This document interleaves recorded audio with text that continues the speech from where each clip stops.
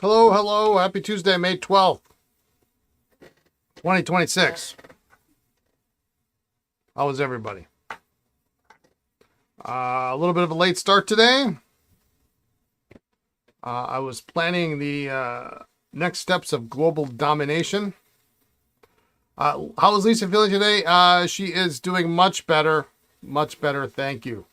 Who do we have in the chat here? We got David. Hello, welcome. Good morning. Good afternoon. Um, let's see, over on YouTube, we got Russell, we got Colin, we got Kathleen, we got Gabriel, and a Juicy. Good afternoon. Yeah, she's doing much better. We went home. She went to bed when we went home. Got up to basically roll over and then went to sleep and then woke up at 8 o'clock this morning. And she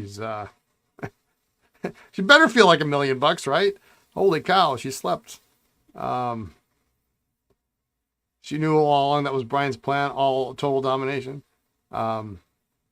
Yeah, so yeah, she's much better today, which is good. Yeah, I'm bringing on a new product line that I've had in the past. The problem is it now. Yeah. I guess I must have moved my. There we go. We'll do that. You can't see behind the screen. The problem is we're out of space where we are, and we can't. I can't rent. There's another unit, about 400 square feet, that's on the other side of the wall, and I can't rent that because we were about like a week too late in grabbing it before it was grabbed essentially for the rest of the year.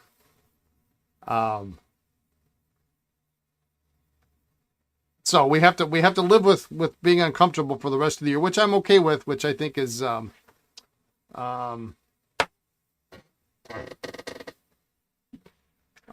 right. I got to plug in my mouse here; it's gonna die.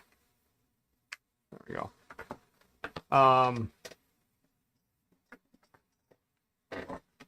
So we've got new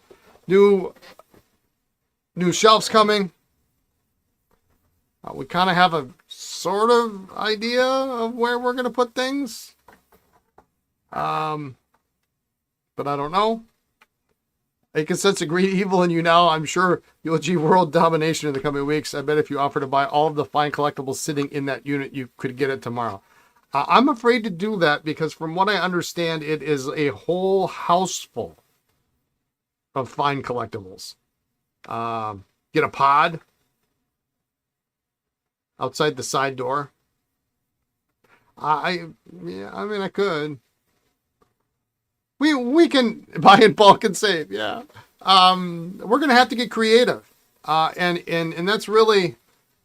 I gotta turn this ultrasonic off here for a minute. I was trying to pre-soak some things. I wanted it to be a situation where it was getting uncomfortable. Because then you know that it's the right decision to expand. If you expand before you need it, then it can get problematic if demand doesn't follow with the space. I mean, I've had, my last store was 3,000 square feet. I didn't need that much space, but I had to move.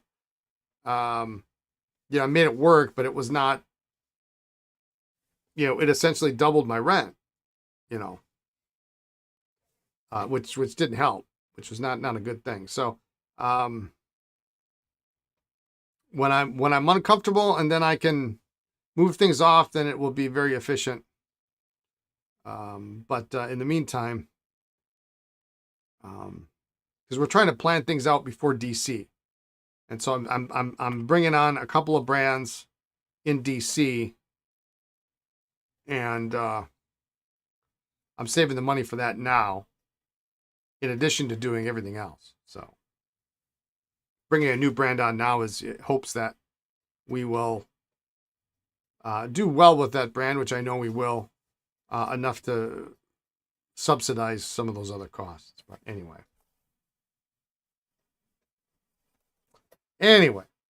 What do we got today? Today we have, but I'll leave you in suspense there until I actually place the order. Actually, let me check something. Speaking of placing an order,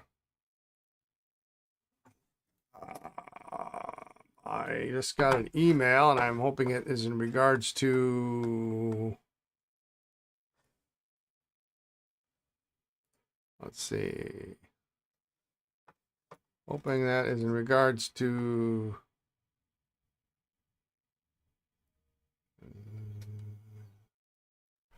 pens are shipping out today. Interesting. Okay. So, pens will ship out today. The soda pop for the May anchor drop are shipping today. We should have them. We might have them by the end of the week. Friday, Saturday. Fingers crossed. Fingers crossed. You can make some extra room in your existing office. It will be a challenge, but it's a good challenge. Yeah, and I like that. I don't mind it being a little tight. And what I did today, interesting experiment. Number one, I'm trying to teach my daughter vintage pens, and she hates me now. So every time she comes in, I bring a tray of pens to her, and I ask her to identify them. So it's real fun because some pens she knows there's like a lot of numbers. I'm like, you have photographed this particular style of pen 500 times, but she just doesn't know what they are, you know. So you don't have to be an expert. You just have to be able to look at that, go, oh, that's a Waterman, that's a Vacuumatic, that's a Balance. Hello, Gary. And so every day she comes in now, I'm giving her a tray of pens. And today I took a tray of pens and I covered up the top half of the pen. So all you could see was essentially the barrel and the lever down. And so this tray was half Waterman. So I pointed all the lever boxes up and I said, okay, can you identify these pens? And then she looked at it and she's real unsure of herself. And so she looks, I said, well, we talked about this. One brand, there's two main brands that have lever boxes. One you'll never remember, and the other one is very important. And so now she knows Waterman has a lever box. So if you see a lever box, it's probably a Waterman. And then, you know, we had, there was a Parker Lucky Curve. But there was a hard rubber more actually in the tray, which really threw her off because it had a lever. And I don't expect her to know this stuff. If Lindsay needs more fun, you could send a vintage pen identification challenge from time to time. I have stuff weird enough to make it fun. I would probably like that. So I tried to explain to her, you know, if you have a hard rubber, and she knows what hard rubber is. She knows what vintage hard rubber is. So if you have a hard rubber pen and it has a lever, what brand is it not? Well, it's not Parker. Because Parker has a button, And then we talked about stripes, you know, and so I took a Vacuumatic and I held it by the cap. I said, because, you know, all these pens, if you look at the clip, it's easy to tell. But, you know, you don't always have a clip or you don't always have a cap. So we talked about pens with stripes, Balances going this way, Vacuumatics going the other way. I think her head just exploded. But now she knows every time she comes, I always throw a Parker 51 and a Parker 21 in the mix. And she knows now what a 51 and what a 21 looks like. I think she's still slightly guessing, but she's getting it. which is super cool. And then 45 she has troubles with, although 51 she keeps wanting to call it 54. Ironically, I had a Waterman 54 in the tray, but that's another thing. So every time she comes down, I'm going to do that. Say, okay, identify these pens for me without looking too hard. You should be able to identify at least what brand they are, give you kind of an idea. When she starts getting really good, after a year of this, she will be pretty good. She will be. Because it's, and I told her, I really tried to express to her, I said, you know what, I don't expect you to know what I know. I don't want you to know what I know. I mean, that would be great, but you just need to know, if somebody brings in pens, you need to know what they are. If someday you want to own this business, you have to know this stuff. And you don't know half of what I know? I highly doubt that. I highly doubt that, David. So we're going to do that every time she comes in. We've done it 2 or 3 times now. It's kind of fun. But then I also challenged her to think like an owner. And I said, we're getting this new product line in. Where the heck are we going to put it? What would you do? And so, you can see the light kind of, you can see sometimes when you have the mentality that you're an owner versus you're an employee, sometimes you think differently. You have to think differently. And you could see all of a sudden she was like, oh, well, we could do this. We could do that. We could do this. Da, da, da, da, da, da. Like, okay, well, that's not what I would do. But I like this idea. And we can get another shit. We're actually going to put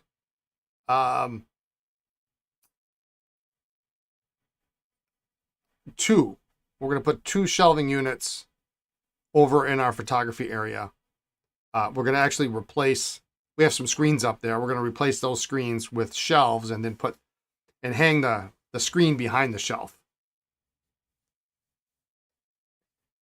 which I think will satisfy everybody for, not that we care, but, you don't need to see the mess that's in the photography area. So, Colin, you don't know half of what you know, and Gary forgot half of what he knew.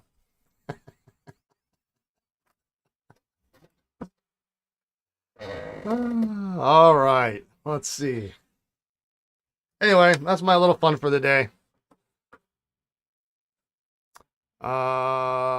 Let's see. What do we got here? Well, let's look at what we got on the bench. All right. So, we had a devil of a time trying to get 2 pens open yesterday. The big success, well, at least, the success was at least getting this guy kind of in the right direction. We'll find a nib for this one. We'll test it. We have a base we can put together. Now that I've straightened this out and cleaned it off, I think it'll fit pretty. I need to clean off yeah, that fits nice and flush. It was pounded in before, like somebody hit it with a hammer or whatever. This is really incredibly thick and stiff, a stiff metal. I was really surprised. I thought I could push this because it was really bent, and I couldn't. I actually had to hammer it in place. So, but we'll get that. I have the Sheaffer Balance. This guy here has been soaking overnight. And I just put this Century back in the water.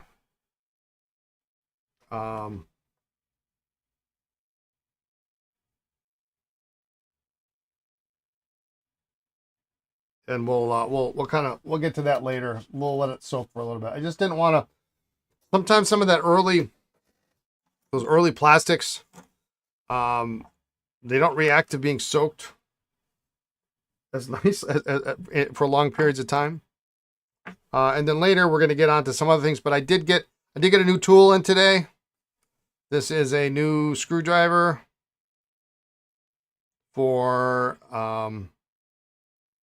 snorkels and touchdowns for getting the blind crab screw out. So we are going to try this today. So I'm kind of excited about that. It was supposed to come on Friday, so like coming 3 days early. Awesome.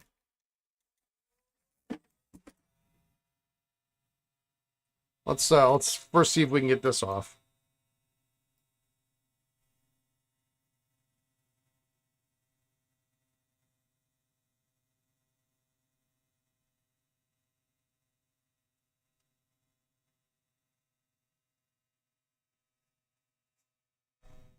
Yeah, once Lindsay can easily identify basic brands and models,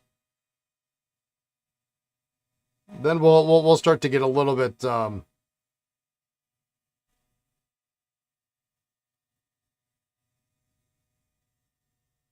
more difficult.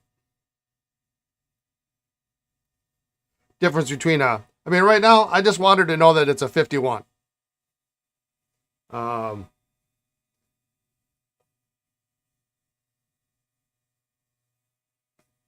There we go. I want to know it's a 51, and if she can tell me if it's an aerometric or a vacuumatic just by looking at it, which I realize isn't always easy. That would be a bonus. Then we'll get into 51 specials and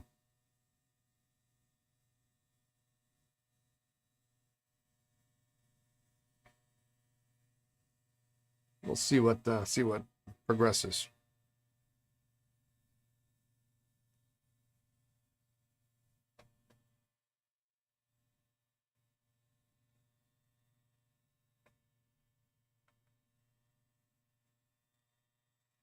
Boy, this Century is really tough.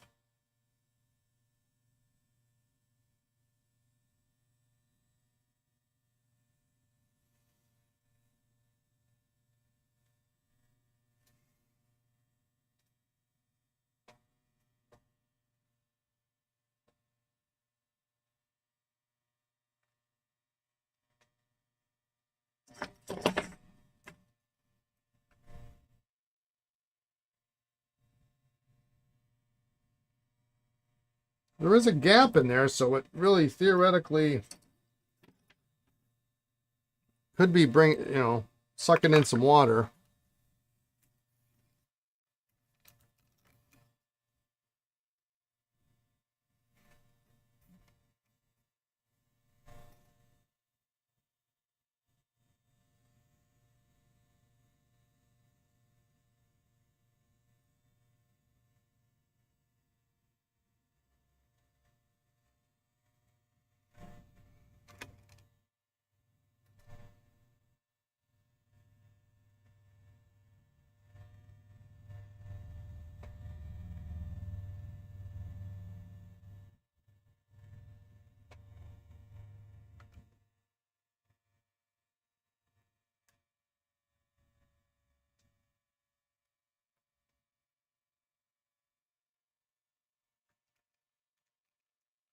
We're gonna let it soak.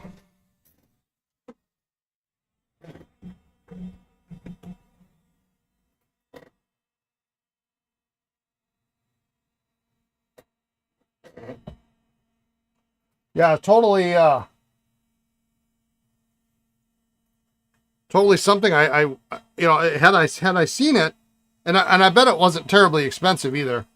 Had I seen it at the show, I probably would have bought it for myself. But it was maybe the furthest thing from my mind to look for.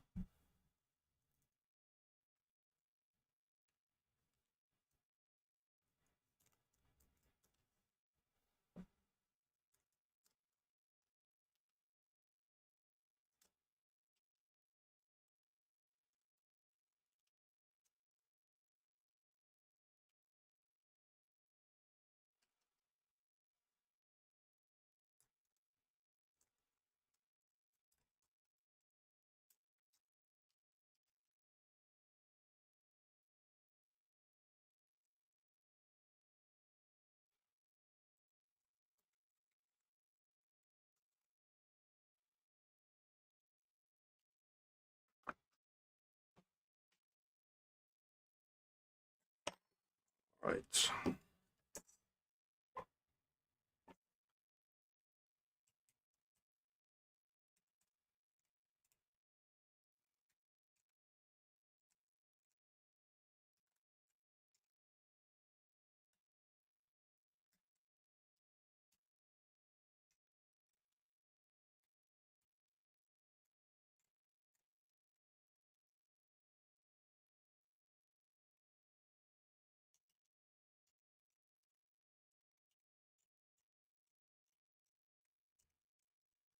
I was doing a little reading last night.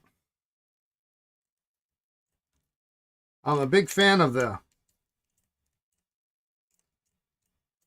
Shepherd and Zazov books,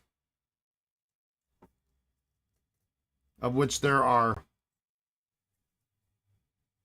and others, of which there are about 4.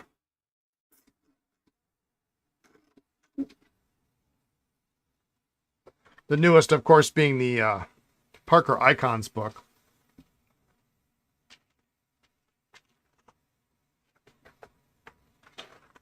When I realized there's, believe it, and so you've got the Parker Icons book, which is really essentially Lucky Curve, but it's primarily, mostly eyedroppers and early slip cap pre-dual fold stuff. And then there's the next set of books, the dual fold, the Vacuumatic, and then there's a 51 book, which is maybe my least favorite of the series. But I discovered there's actually a bit of a gap in the literature regarding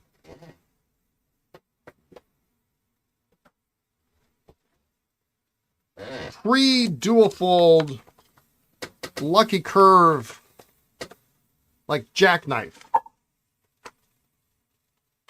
which is upsetting is the wrong word, because those are some really interesting pens, of which I have keen fondness for.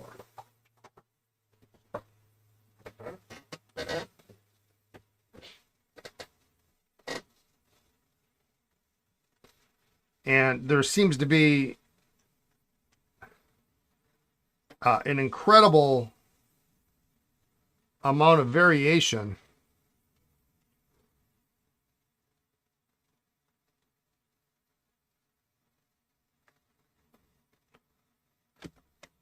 in that time period.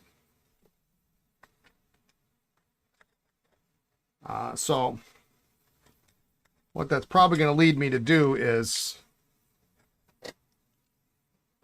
force me to have to download some of the catalogs and print them out, because I really like a printed reference to see if I can make sense of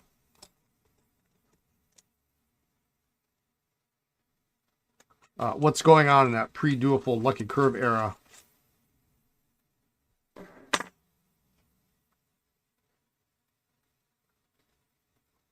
There's a little talk of it, but there's just not, unless I'm completely missing something, but I don't think I am. Because you'll find, like Waterman, Parker numbered their nibs, or their models on the underneath on the blind cap. But it might say 26, it might say 6, and it means the same thing.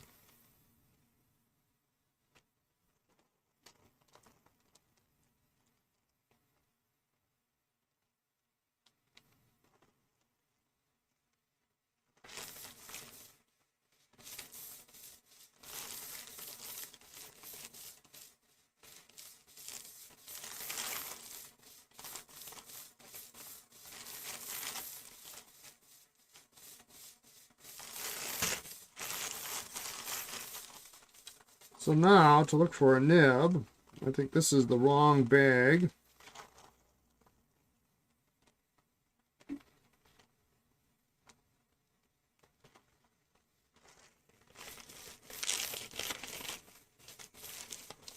I don't lose it in here.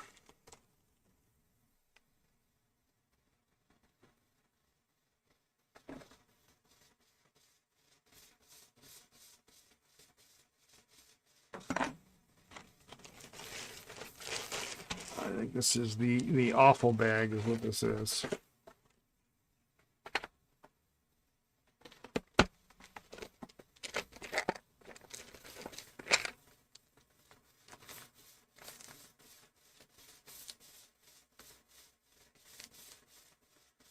Oh, well, look at that. There's a couple of Osmoroid B4 music nibs in there.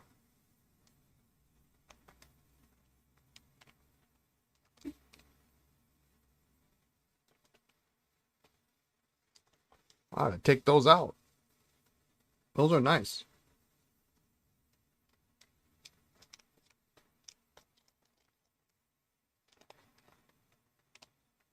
You had a fill call button filler today that wouldn't draw ink. You unscrewed the section.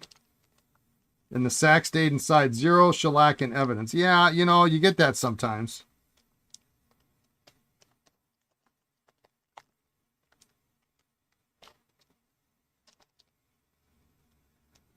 Some people would think that you could just,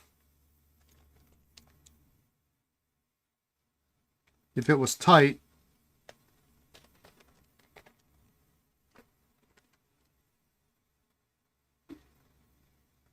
it would be fine.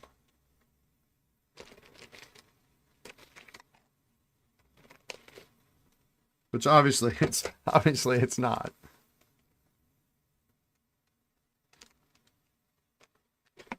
Those fill calls are really a challenge sometimes.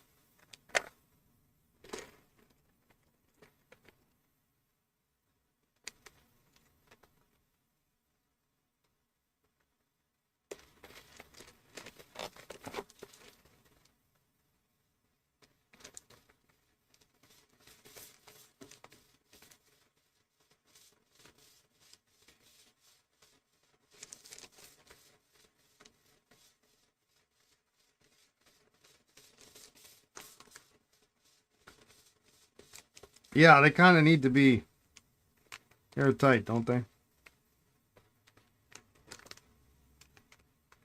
Oh, here's one for, you heard music from across the room? You have your attention. Well, here you go. Now that I got you back, I've got a nib for you.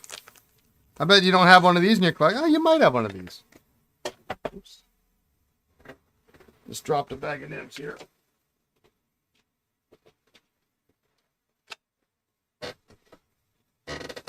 I bet you don't have one of these.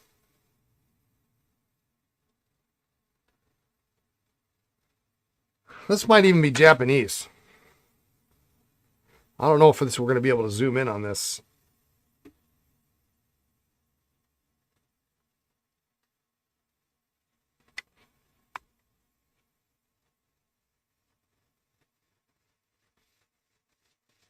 Howard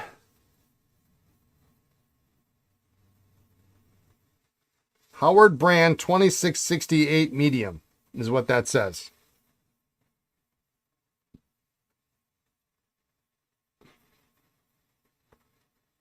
Real cheap collar.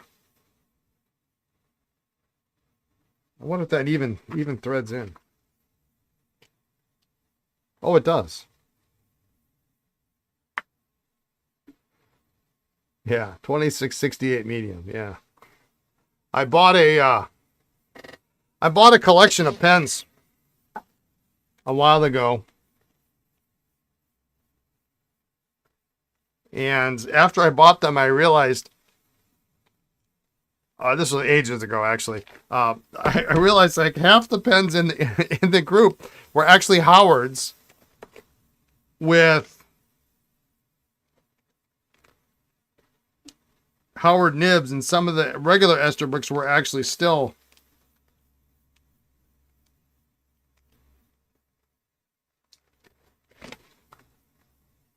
still had Howard nibs in them. And the pens were really spot on.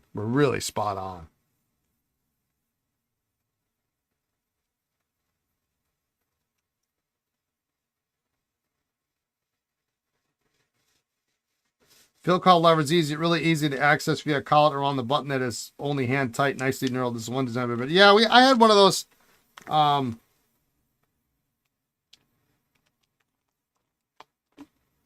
A couple months back. It was kind of a pain to get it lined up right.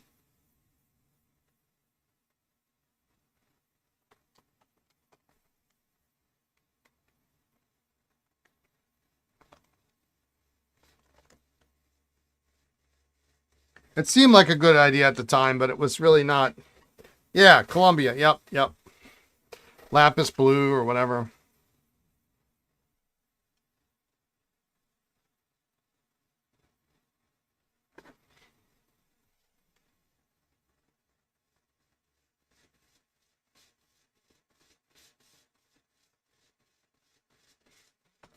Well, I don't know if this nib is going to be acceptable, but let's try it. If not, we'll move on to plan B. Lots of nibs to try.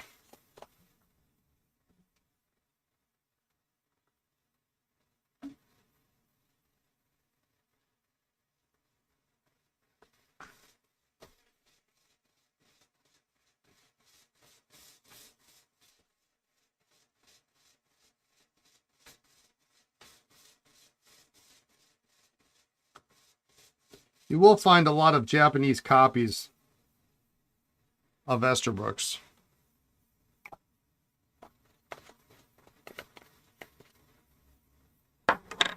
I think maybe my favorite is Mr. Look.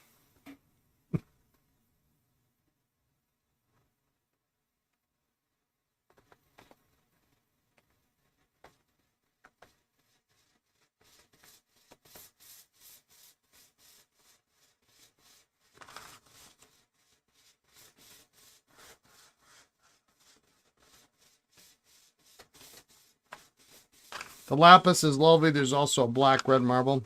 Yeah. It's a good looking material. I just didn't like how it all went together. It was really difficult to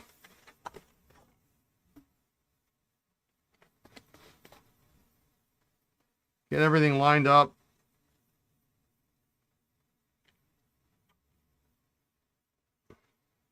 Hey, Spicy.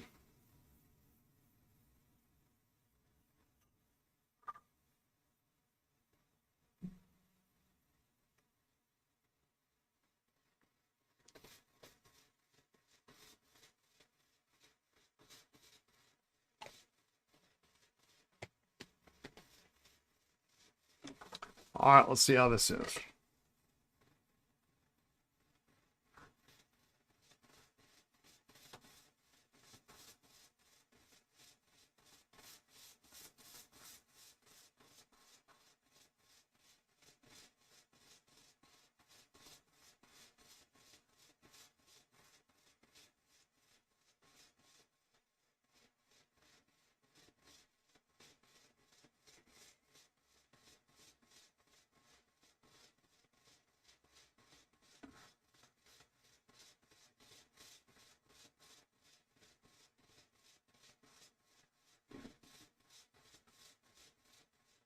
Yeah, it's a nice nib. The only reason it misses when I don't press it down hard enough. So.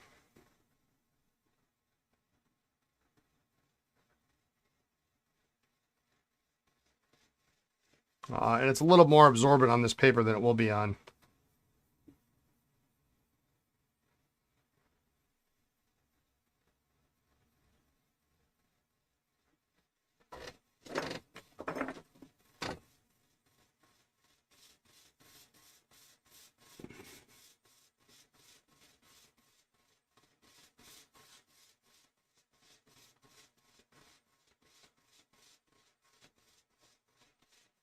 Yeah, it's an untipped nib.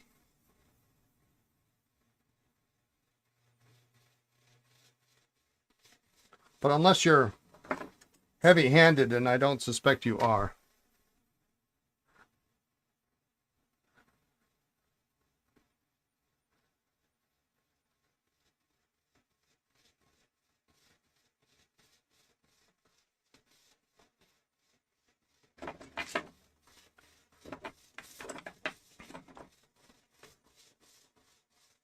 I'm also trying to keep the cost down for you too, a little bit.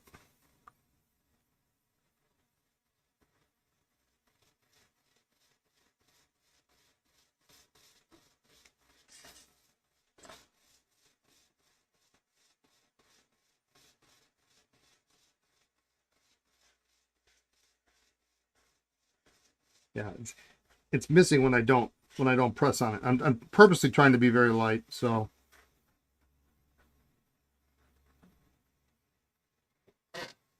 Yeah, I think this will be.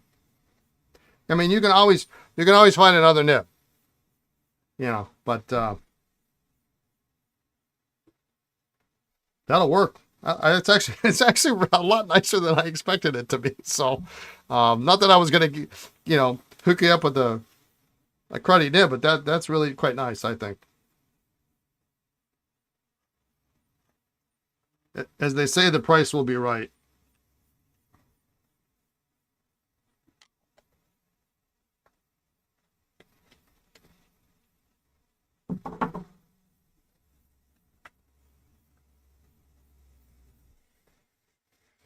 Does anyone need 8 or 10 bottles each of vintage 40s? Probably Parker, Quink, and green, purple, or royal blue. You were just offered a collection of new old stock bottles.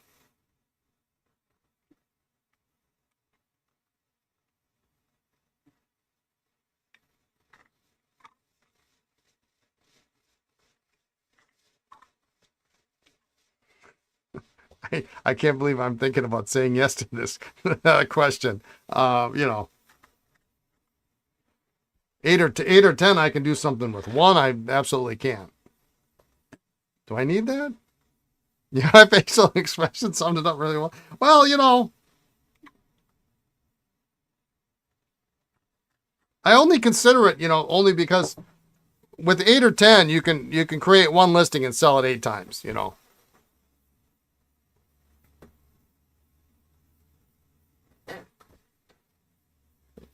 It looks great, as you had mentioned. You rescued it at a used craft store. Just happy it's working. Oh yeah. Let's we'll get the I'll clean this out here, and then we'll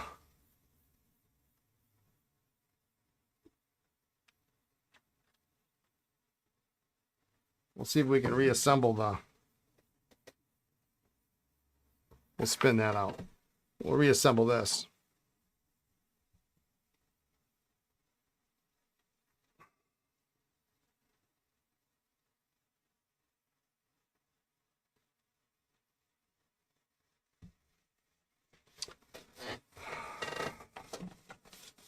Because, you got to have a base for it.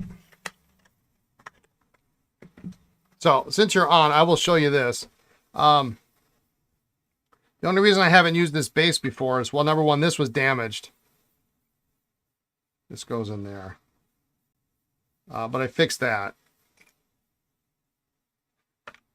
The outside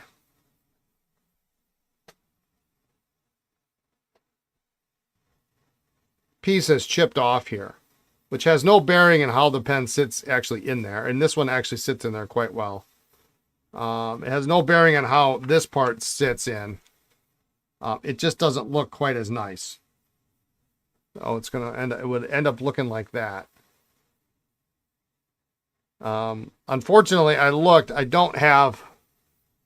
thought I might have replacement pieces of this. It's entirely possible I do, but I can't find them right now. If you're interested, this can be available.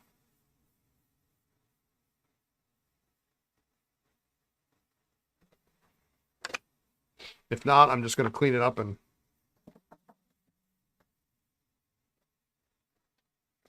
it just adds character. Yeah, it's actually kind of unusual to find one that's chipped.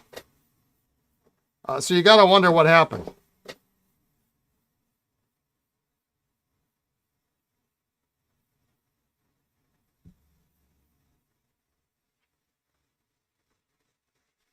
I'm just going to clean up.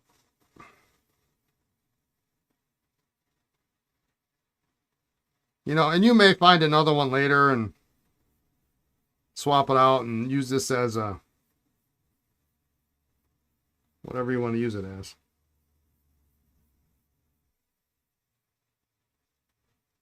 Doorstop, ballpoint holder, you know, use it whatever you want.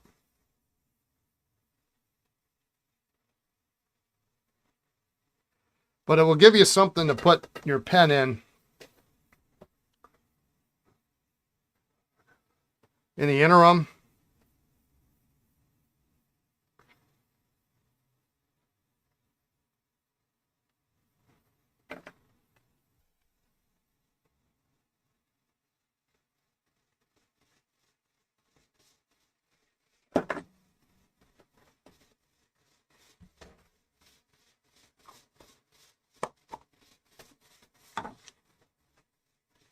All right, so now the fun part.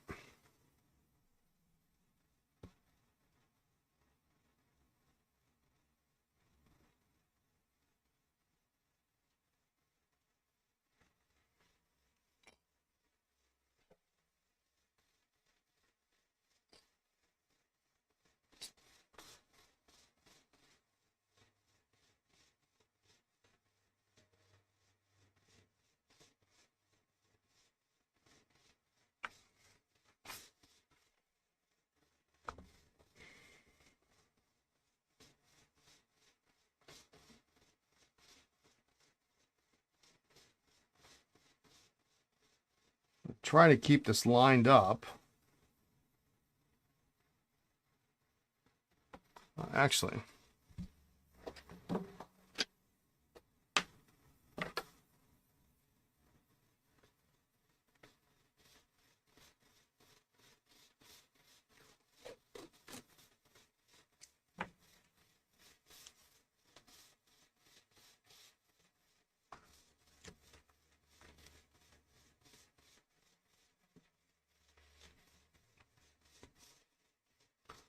tape it in place.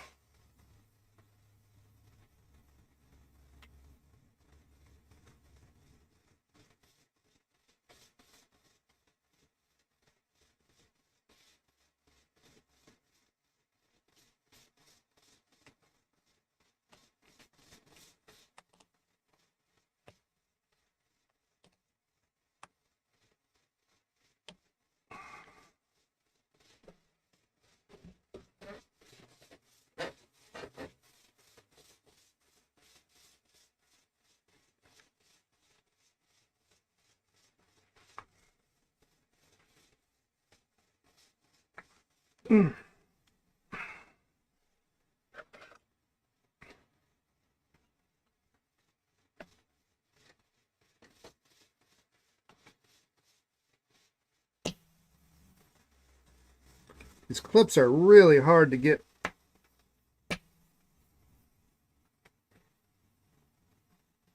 in place.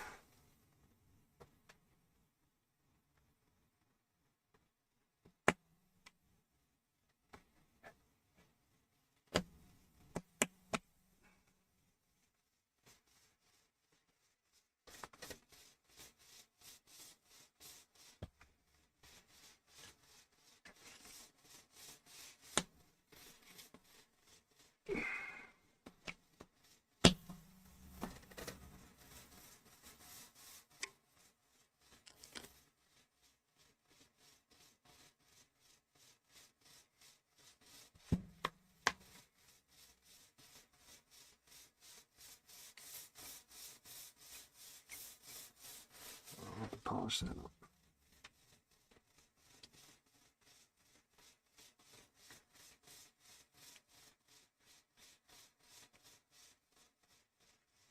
Because it needs to go down a smidge more.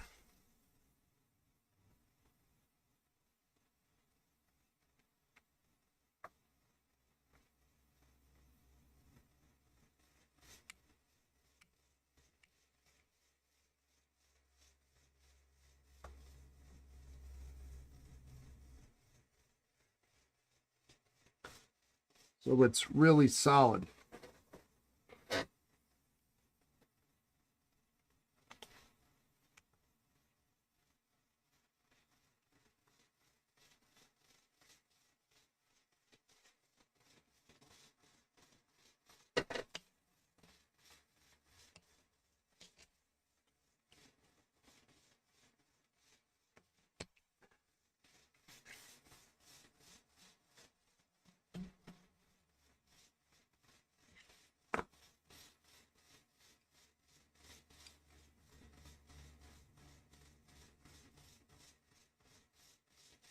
Probably about as tight as it's going to get.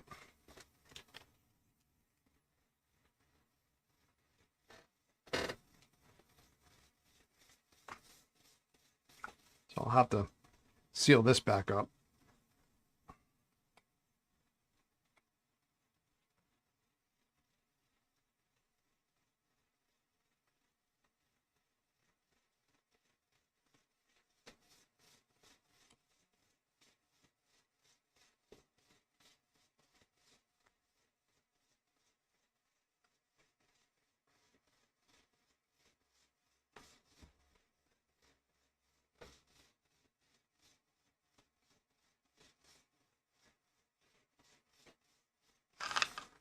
Not bad.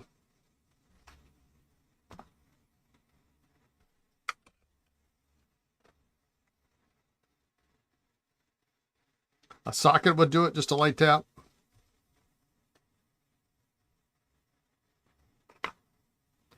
Well, that's the one thing I don't have here, is a socket.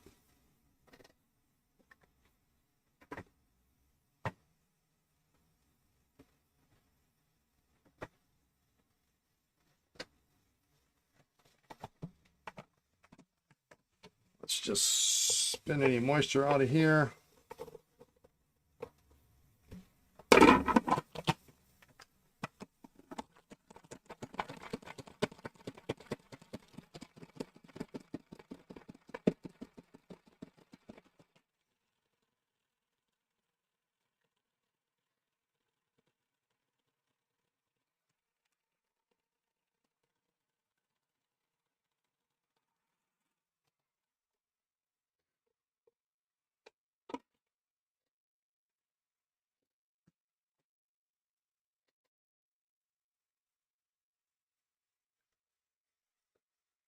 Salad spinner time. That's right. All right. Very good.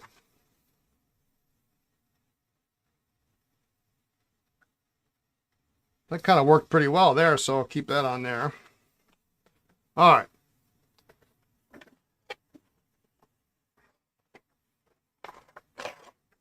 I'll be in touch with you later today, Kathleen.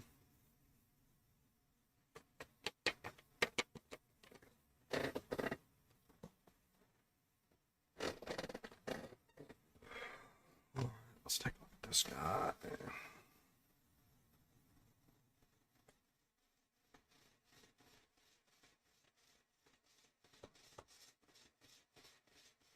Such a cool pattern on these Sheaffers.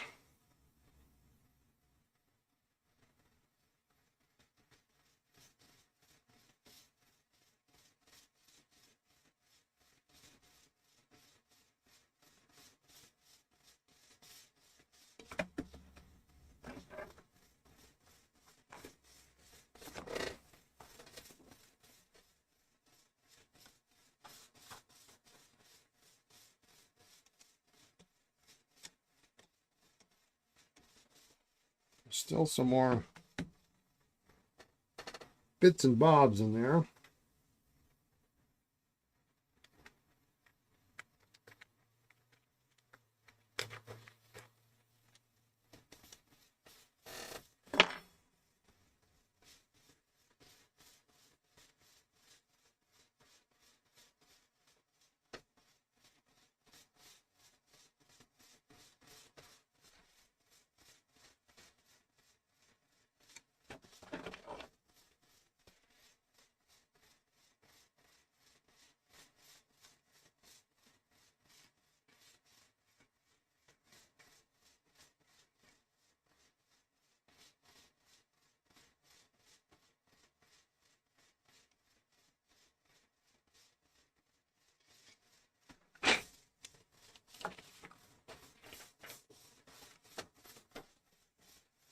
Who would have imagined salad spinner was one of the best fountain pen tools? Yeah.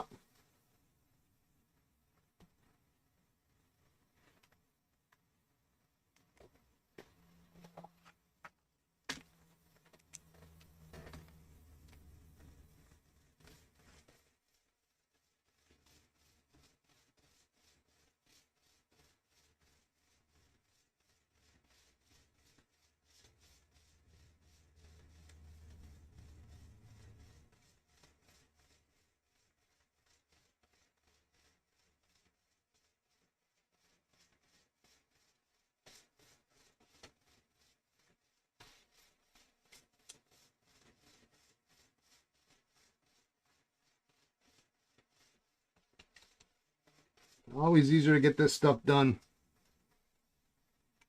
when you don't have a sack in it.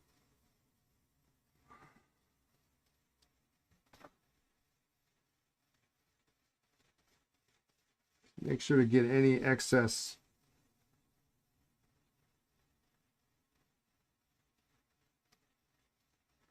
polish out of this area.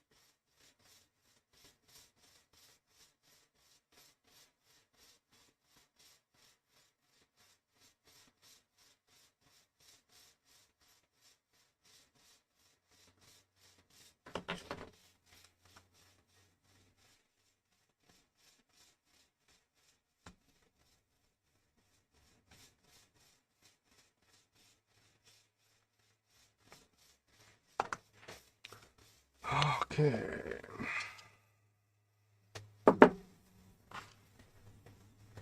This one had a terrible, terrible cap. It's so bad I don't even want to show it to you.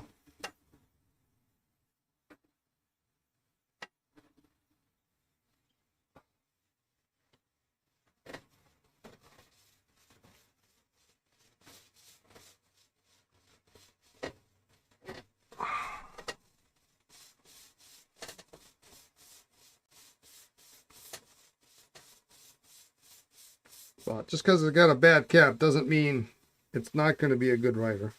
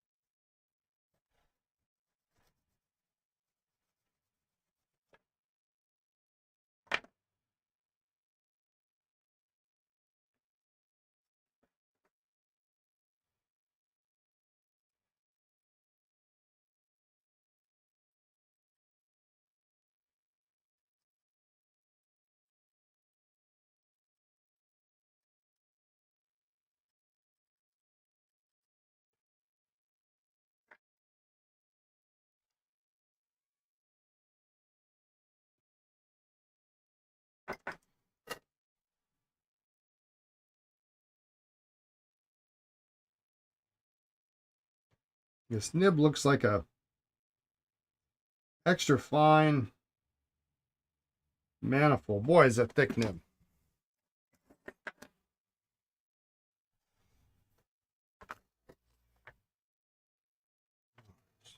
Let's get a nib for it. Arushi the cap to save it. I mean, do you want to see the cap? It's pretty awful. Like it's so bad. I almost don't want to move it. It's pretty bad. I'll show it to you.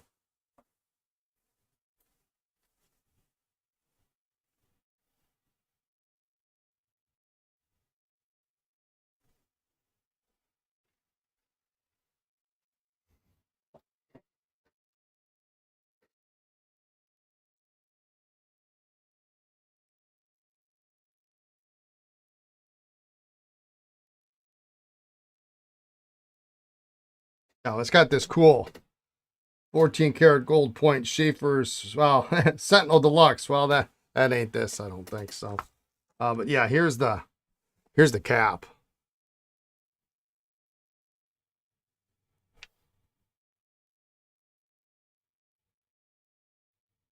It's pretty bad.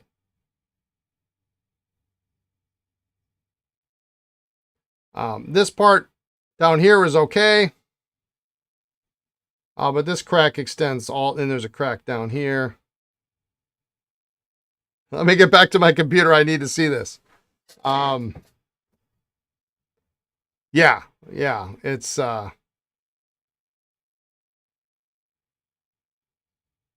pretty nasty.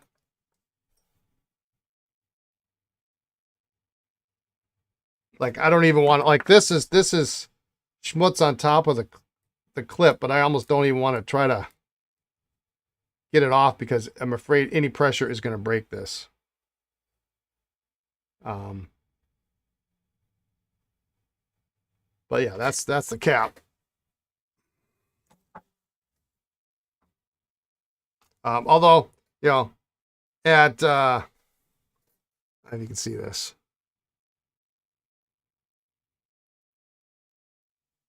If this was truly $4, yeah, I'd have bought it too. That's corrosion from the cap material on that clip.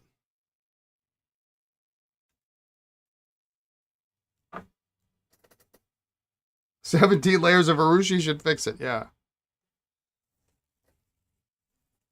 All right, I'm gonna put this back on the holding shelf.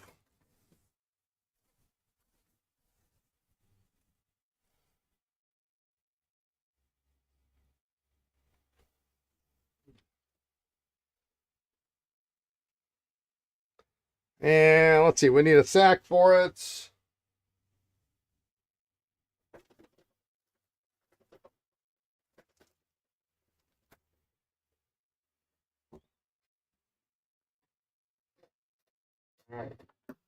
You would keep that cap in the shed outside with the lawnmower?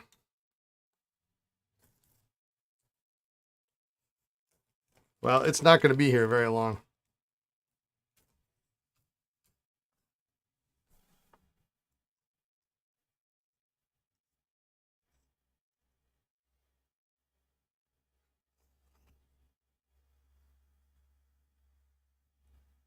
Yeah, an imperfect but sound black cap. Yeah.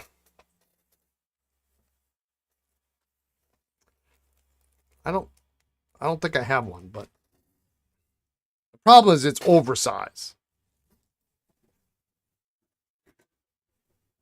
Let me see if I got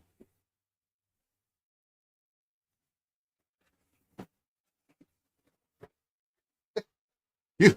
You would probably know better than me. You were sorting through my parts bins a week ago.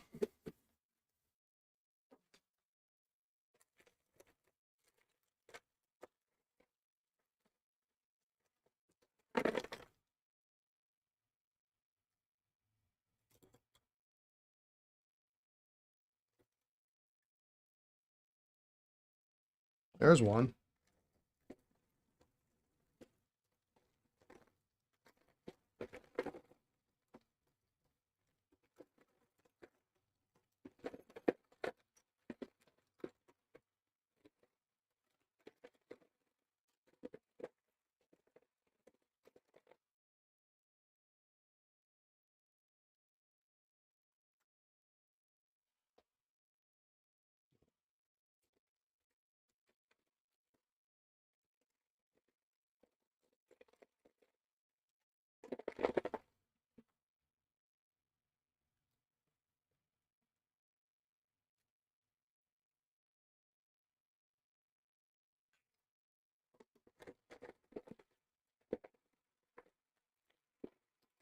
Yeah, I think that's probably the only one.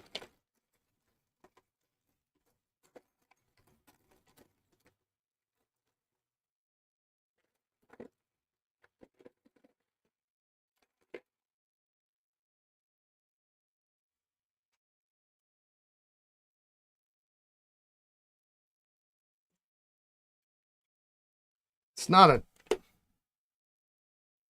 got a little wonky of a clip, but the rest of it's actually pretty decent.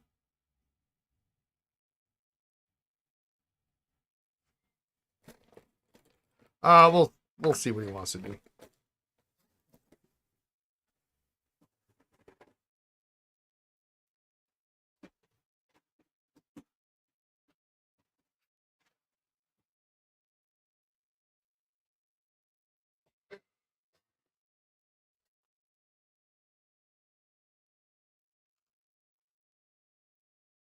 If it seals are golden, yeah.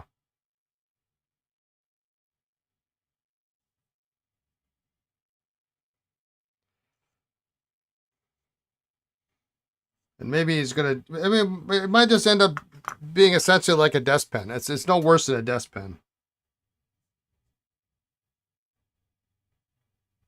Wait a minute. Wait a minute.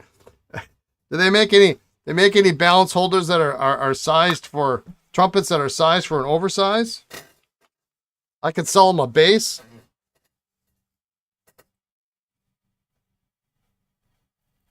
I could make Lisa happy, customer happy.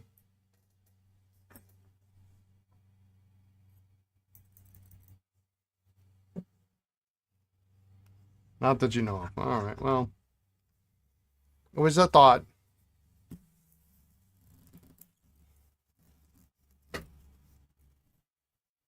It would almost fit some dual fold bases. Yeah, I was looking at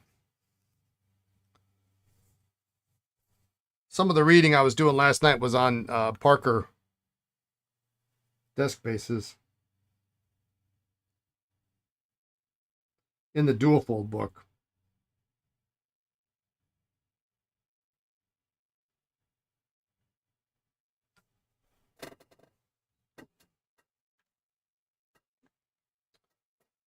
Well, what did I do?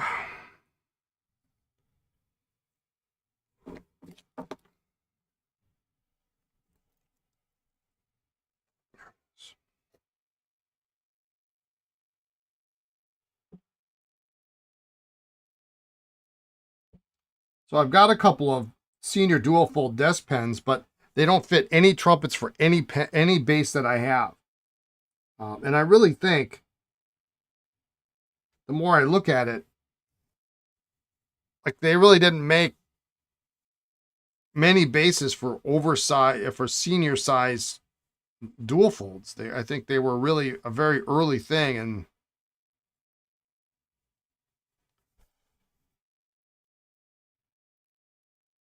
then that was that.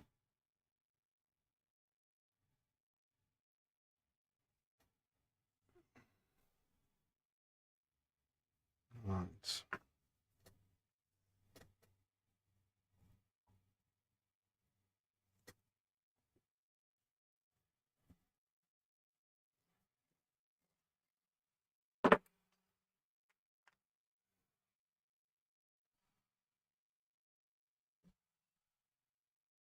They did not. You're glad you got one you did in Chicago. Was yours a senior? I don't know that I saw the pen.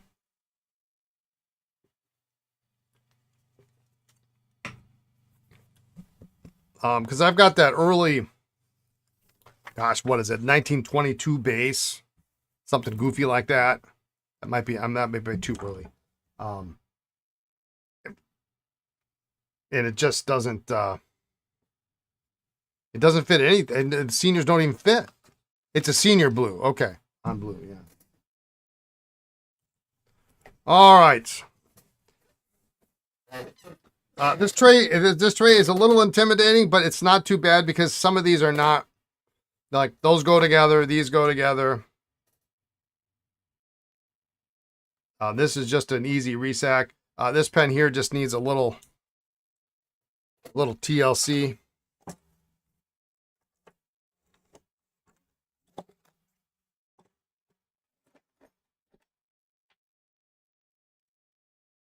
What's my impression of the Giro d'Italia so far? Well,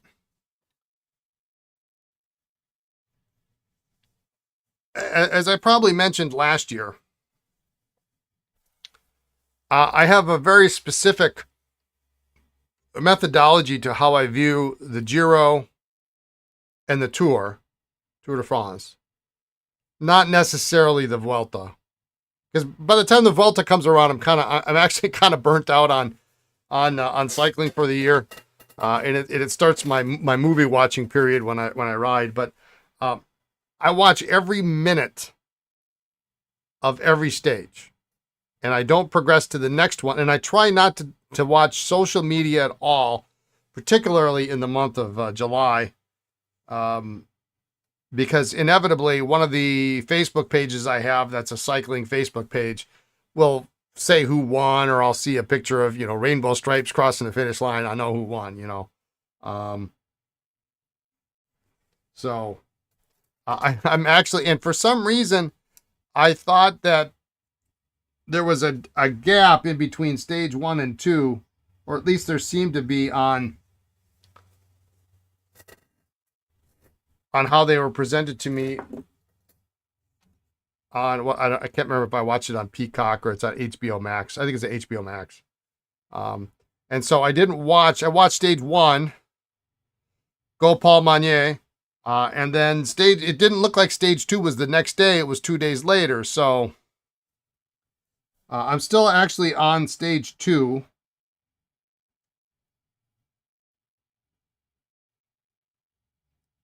But it was such a long, long stage. So yeah, I'm perpetually behind.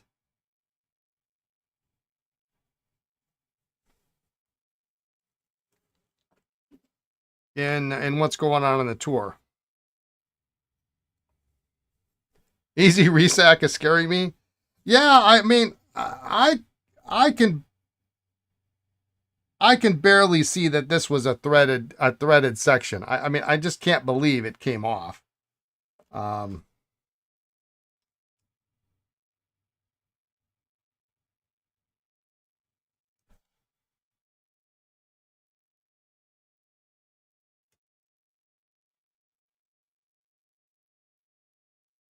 This 75 is just.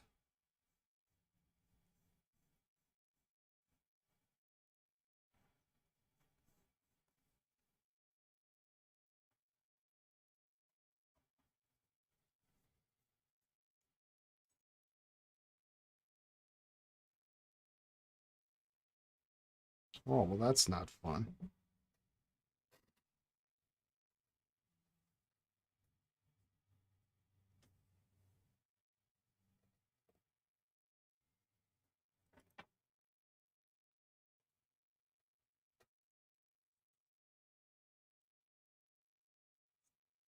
This is not the world's best 75.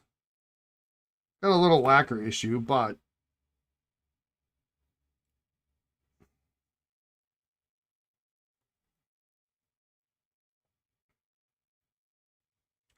I'm going to stick it. Or am I going to put this in the ultrasonic, or I'll put this in the ultrasonic. We had to take the nib off, and I don't have the tool to do that. And Mike Kennedy helped me take it off in Chicago.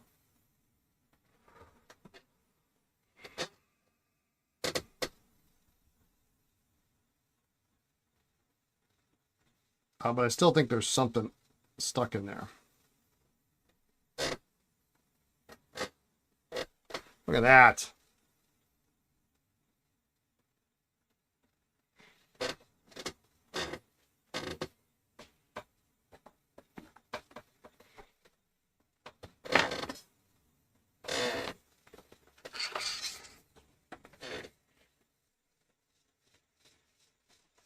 This was my anniversary pen a couple of years back. Well, many years back, actually. Anniversary? Birthday?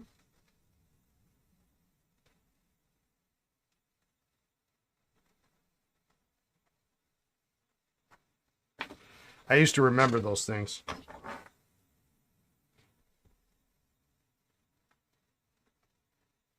Now I'm just happy she lets me go to Chicago Pen Show on my own.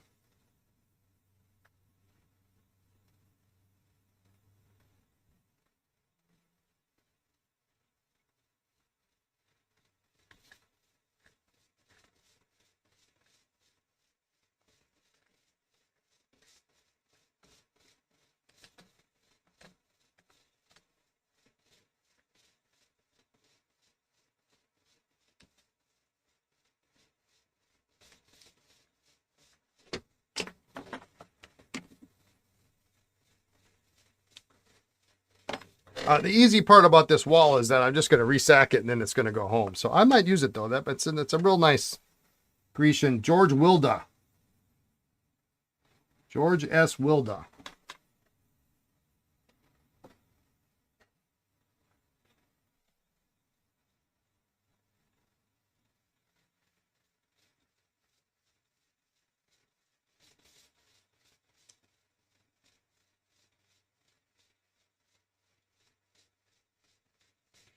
It's got a nice number 4 nib.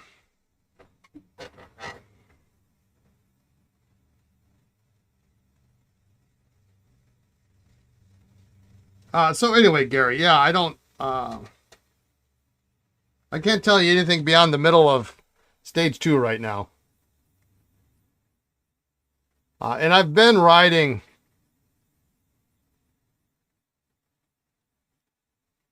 quite a bit the last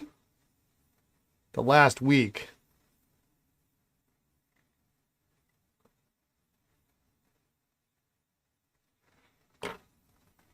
Much longer rides on weekends than normal.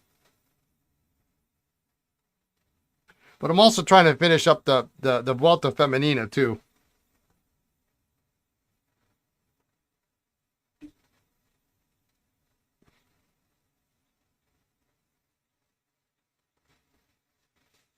Kind of a first world cycling problem.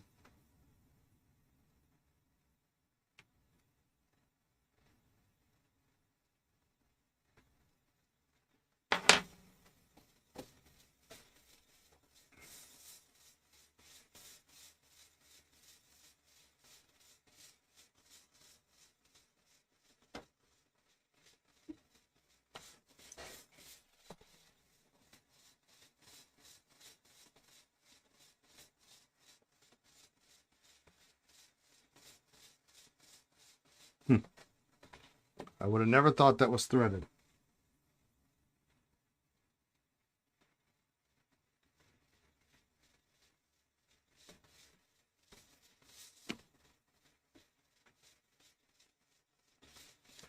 So let's throw that in here too.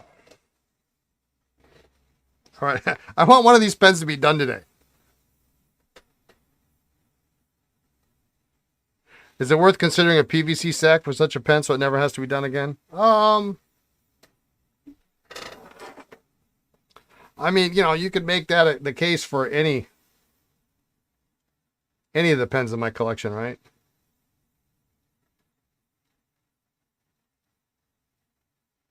I honestly don't think I ever opened that pen. I think the sack was good, and it was given to me so long ago that I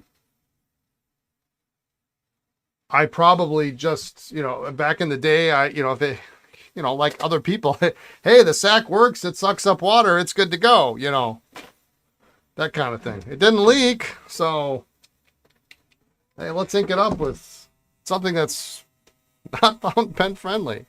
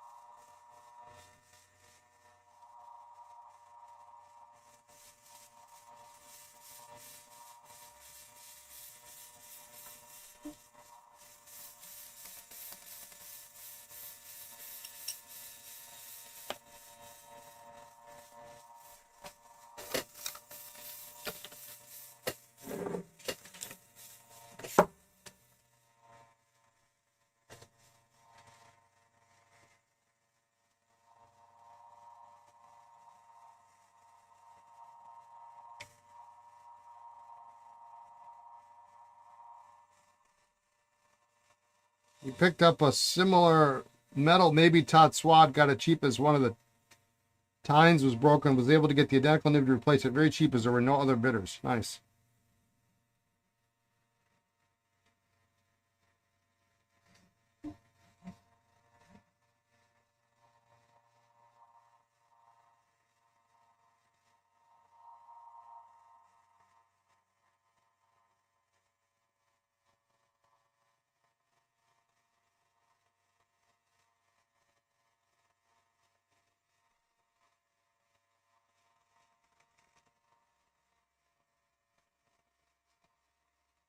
Oh, come on.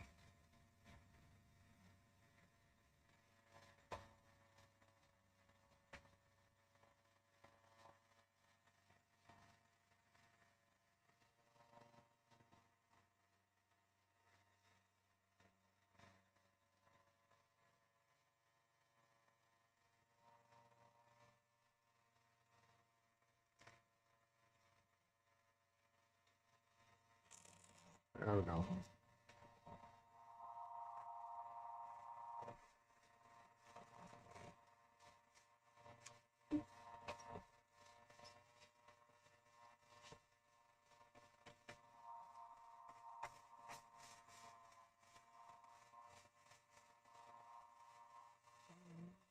One on the right looks a little darker, but we'll see how that plays out.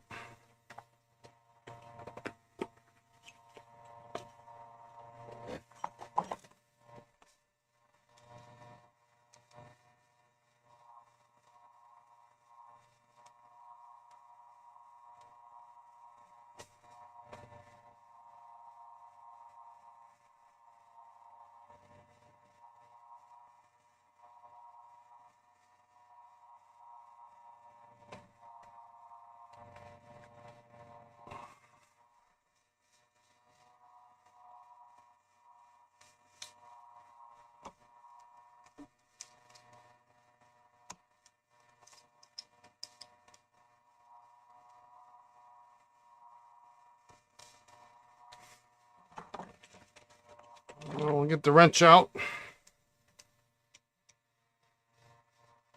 Oh, you know, that reminds me, son of a biscuit. I ran into Scott Pauley at the Chicago show.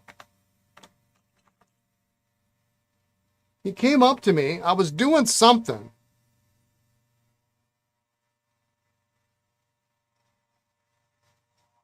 In the middle of a deal, I was buying something. I forget what the heck I was doing.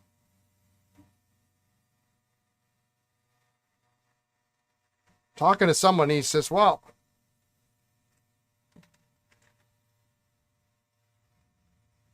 I'll be over at such and such a table. Why don't you come and see me? And I never saw him again.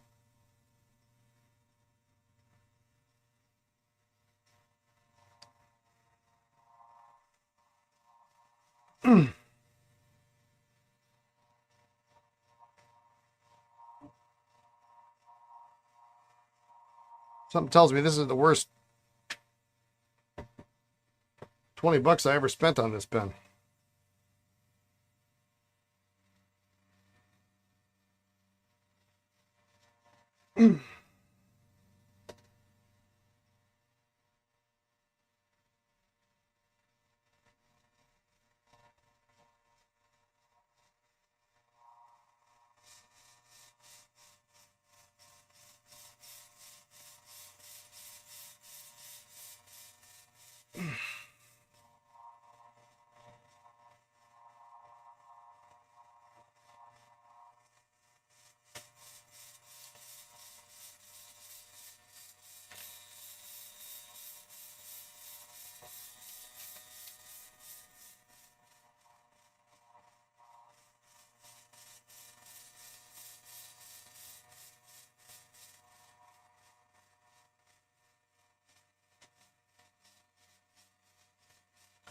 She's tight, all right.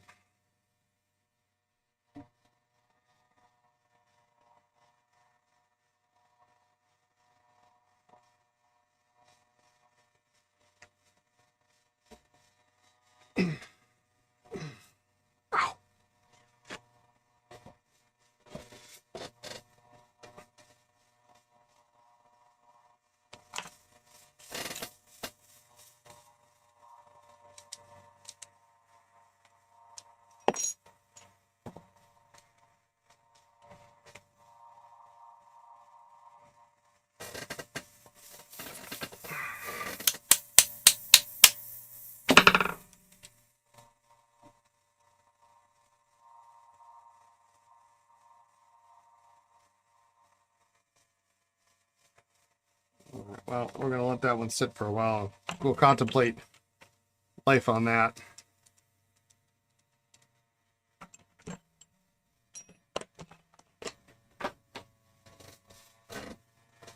Oh, see what other challenges we have. This guy here.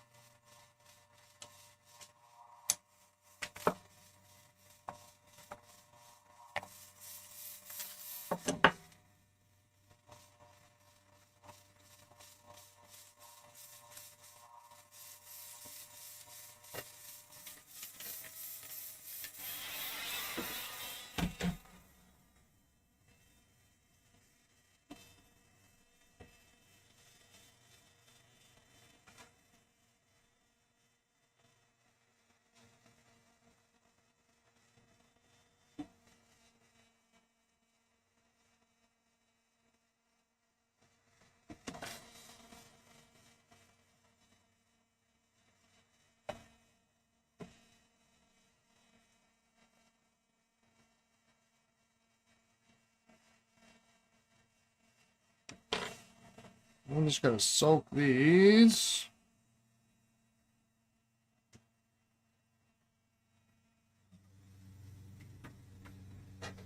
That's for this guy.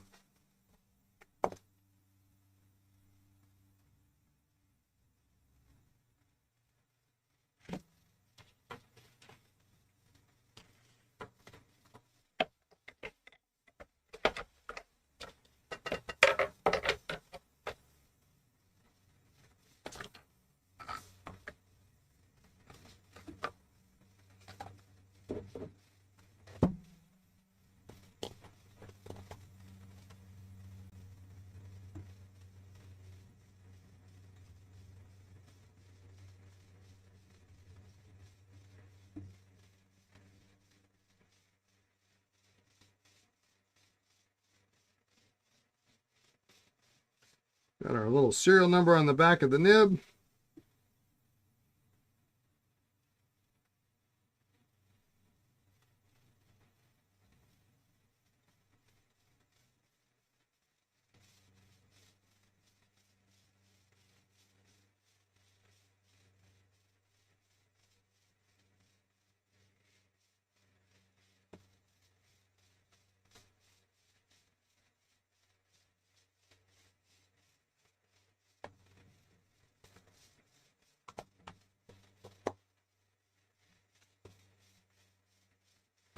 Oh, we got a little sticker on the back of that one.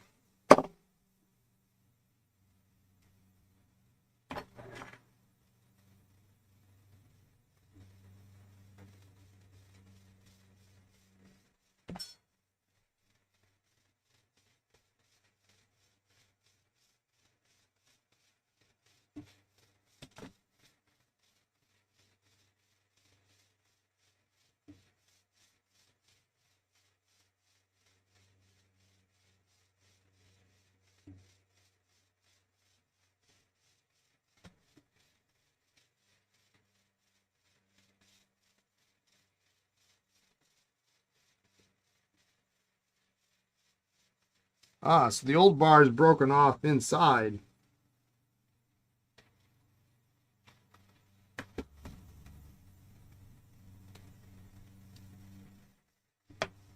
None of these are easy. What's going on? I thought these were all supposed to be easy.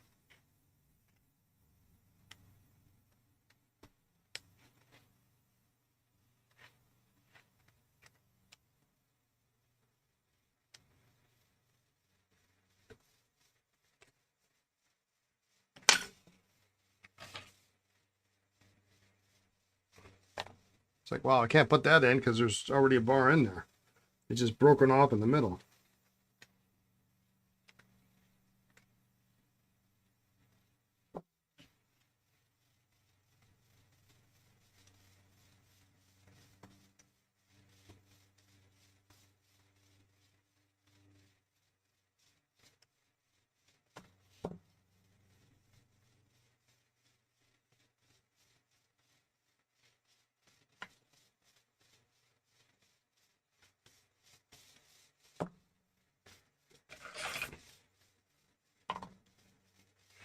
Hayward junk from your parts drawer. Next time, please specify easy projects you will try to oblige.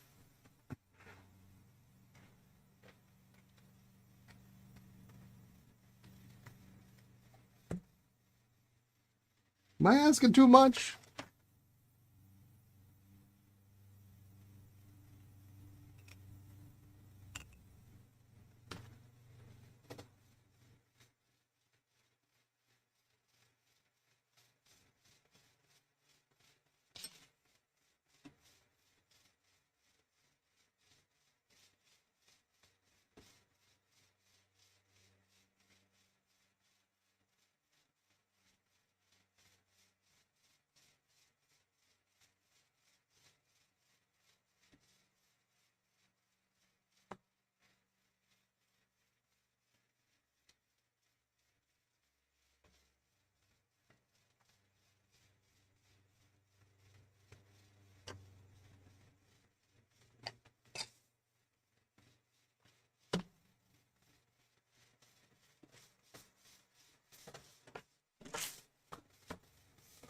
All right.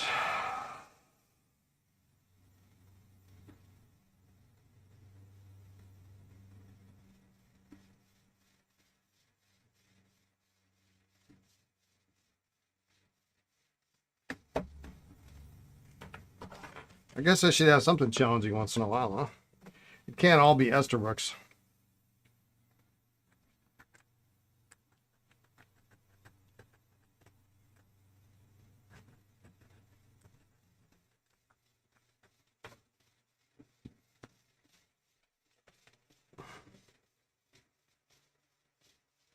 You'll find cartridge converter pens that just need a converter instead.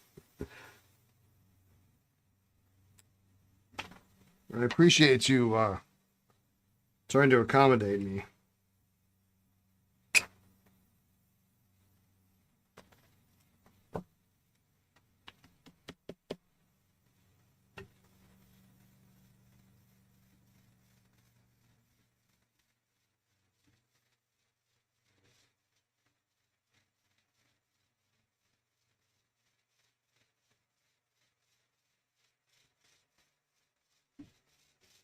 All right, well.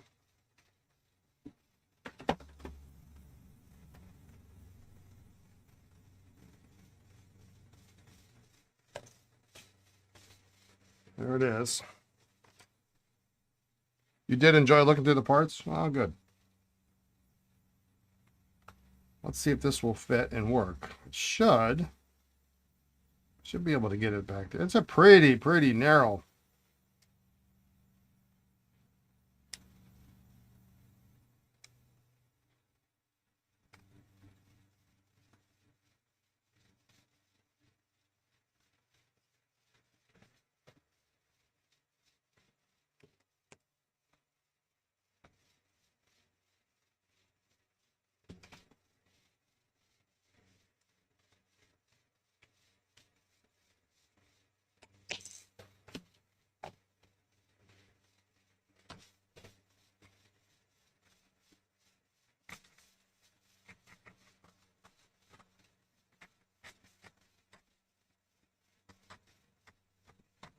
I don't think there's anything in there, but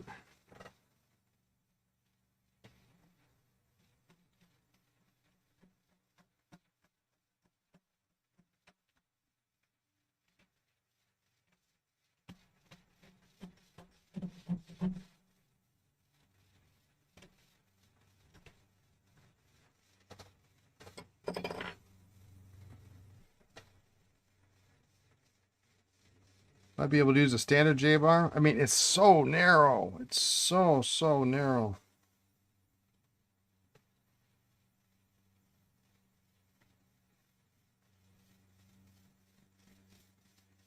I don't think I could fit. I don't think a standard one would fit.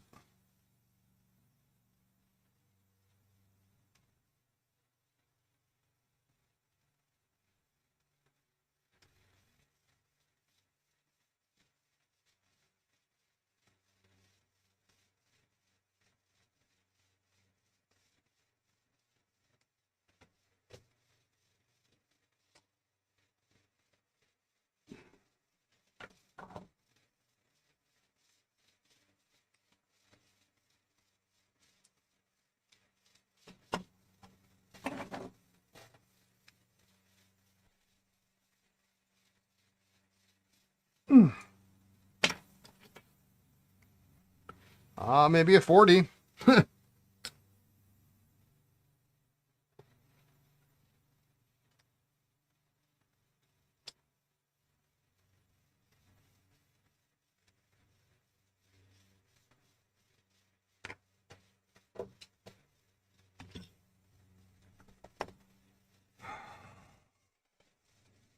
Yeah, it's really an ingenious bar, isn't it?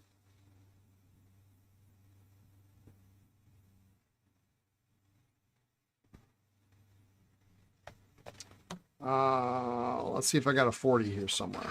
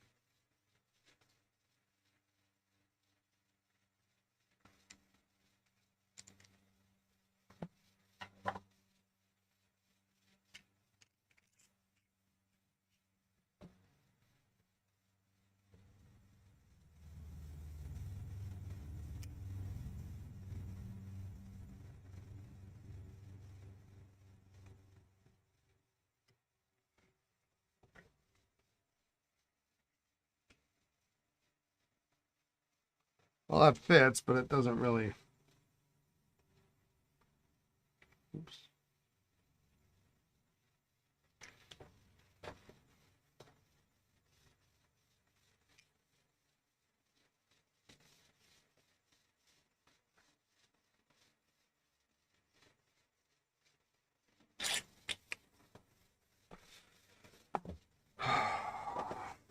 The problem with 40s is they slide around too much.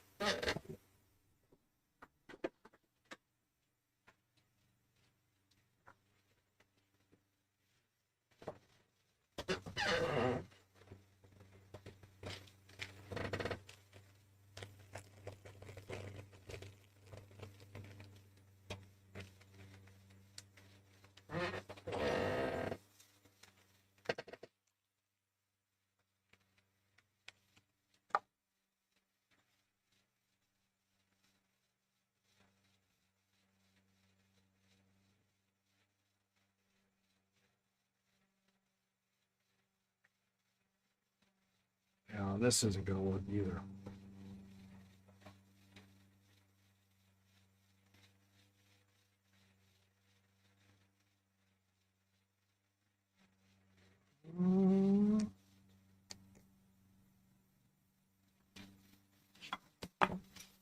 Maybe.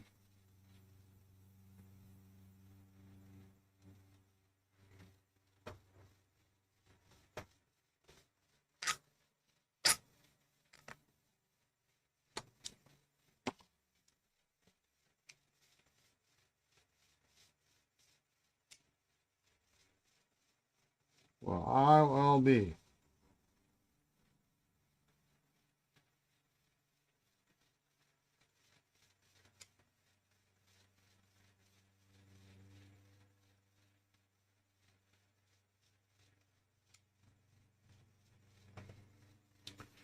Well, that'll work.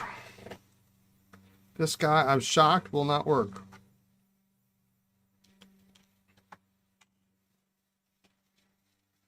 All right. Actually, I skipped over this one, didn't I?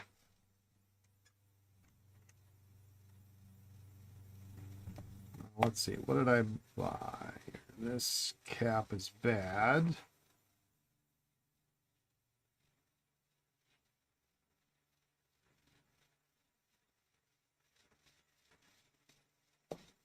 A streamlined. barrel? No, that's just...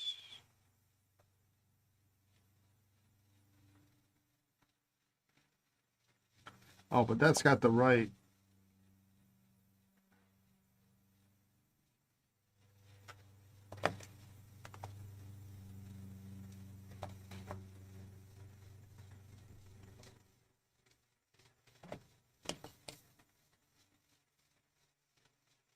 That's a better blind cap.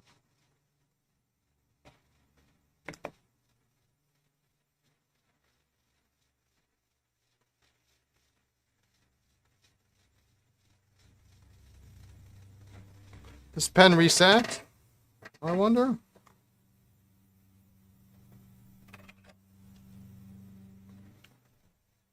Well, it sure looks like a good sack.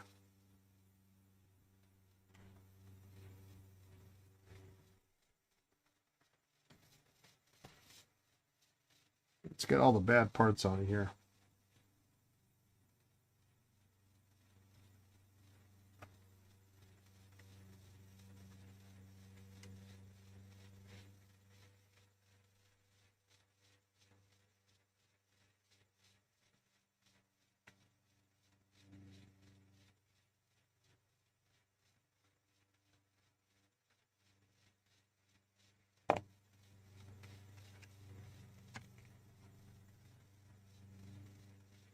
This inner cap is nicer than this one. So we're going to swap all sorts of parts here on these two.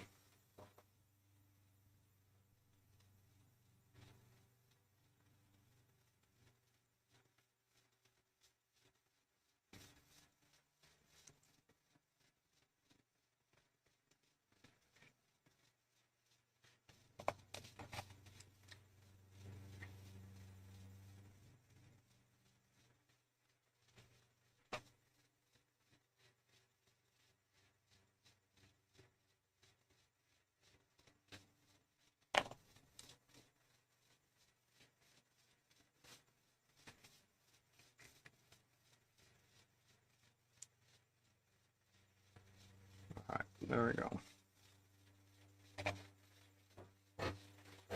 And thus a better pen was born.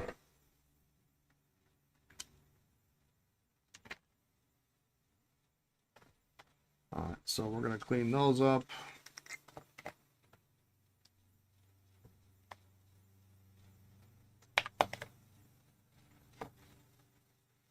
You all know how much I love button fillers.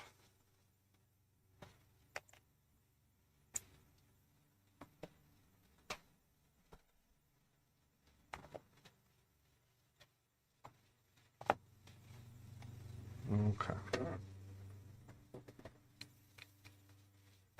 That's soaking.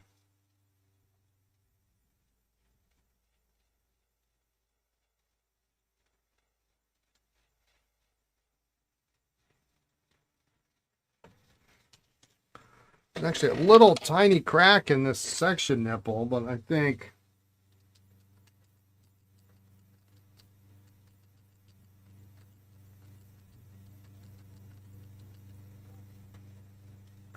once the stack goes on, it'll probably be okay. But boy, does that look like that's sticking out quite a long ways.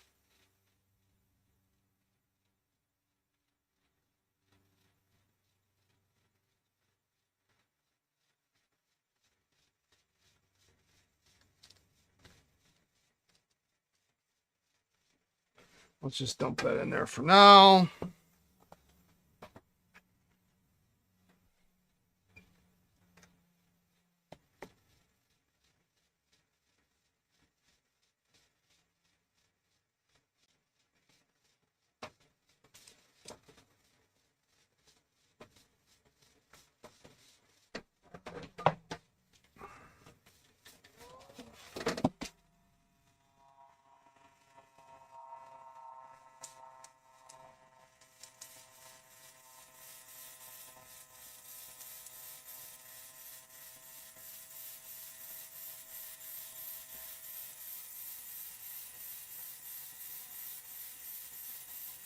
So we get this one open.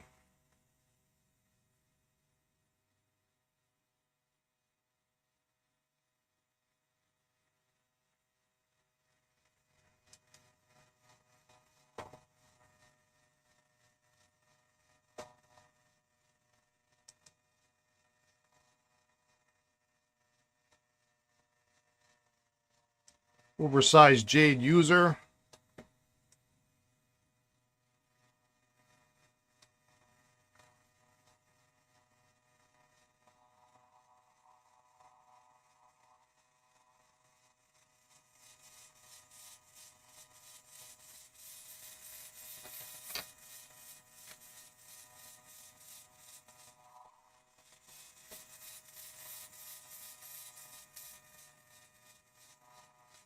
Duckbill USPS vehicle? No. I've not seen anything like that.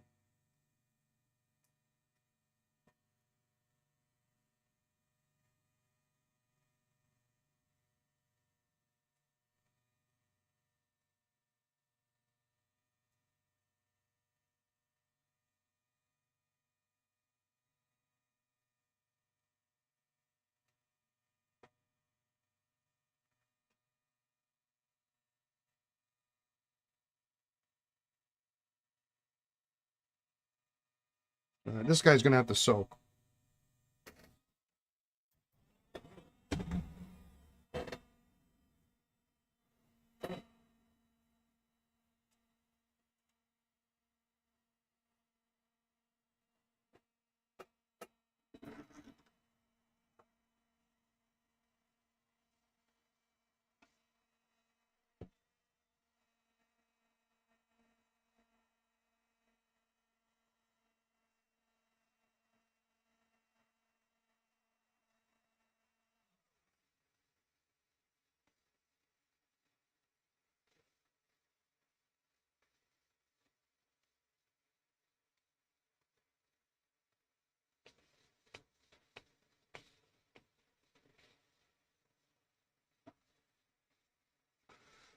I guess we need that again, don't we? If we get the soap, we could try out our new screwdriver.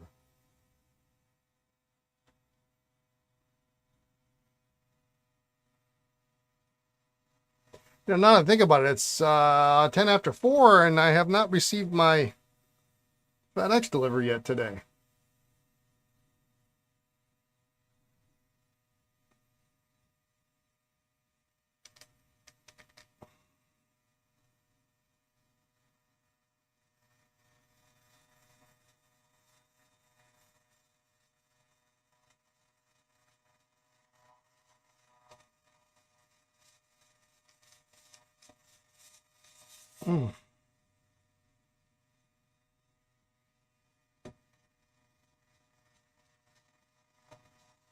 Maybe I know why this one was in the parts bin.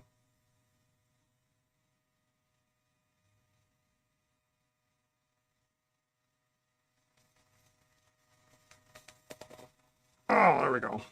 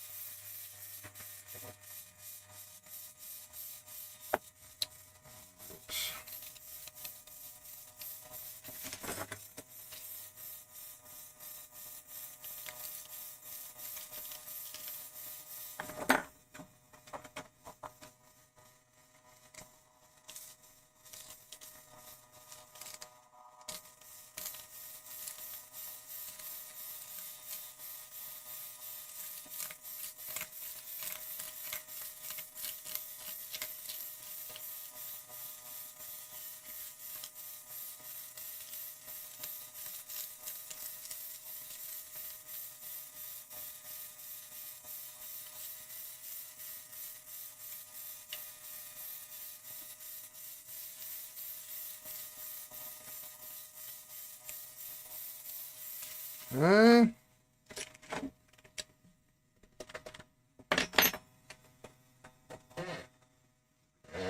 bunch of dust. Well, let's try this out.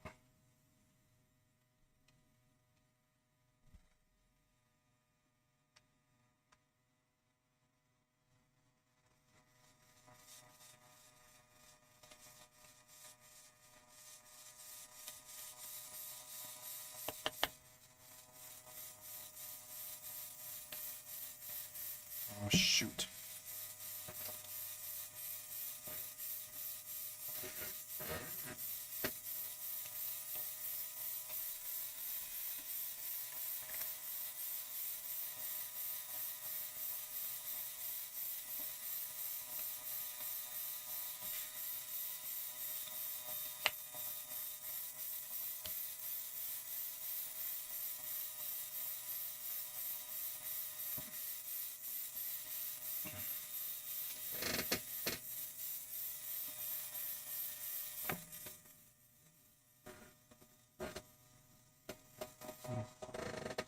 I mean, I guess it sort of worked. It wasn't really as life-changing as I thought it was going to be.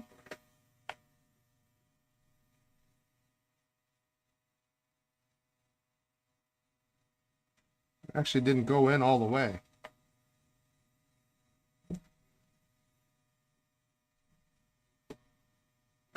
What if instead of the root beer, I buy a clear eco and 3 ink samples?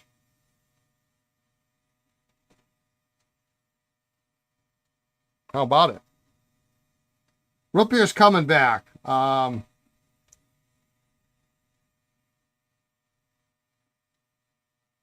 Factory is no,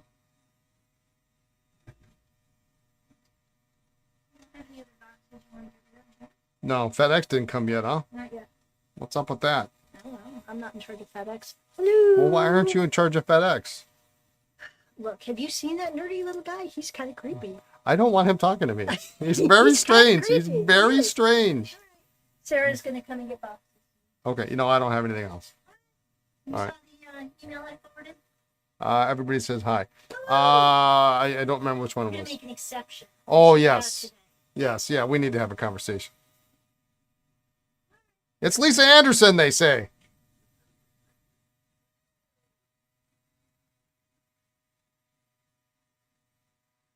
Because you just did a minute ago. Okay. There we go. There we go.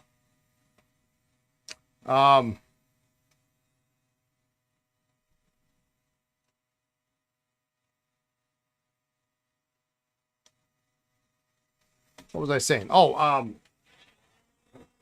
there are more eco coming into the U.S. Roughly around the 20th. Because I went to order more and was not successful. They had literally none in stock.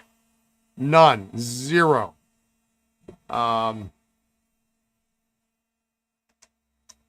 Oh, see, now that, yeah, if it's a snorkel, it locks in place real nice. Or this is a touchdown, so I don't know. But anyway, I was told that if I place my order before the 20th, that on the 20th they will divvy up their goods and we will get more. So if you're looking for extra fine or medium, which I am sold out of, they will be coming. I'll probably get them within 5-ish days. I don't even know what day of the week the 20th is. So if the 20th is...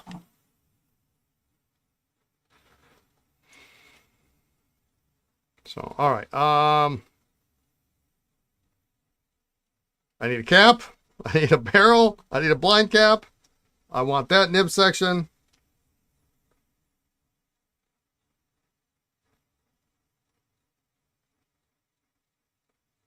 I think this is the better barrel. It's a better imprint for sure. They are otherwise the same.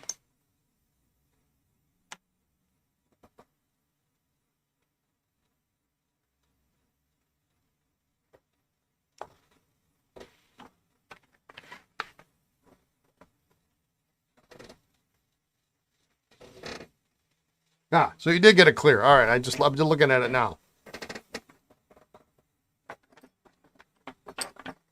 I'll get that packaged up later today. It will go out first thing tomorrow. So.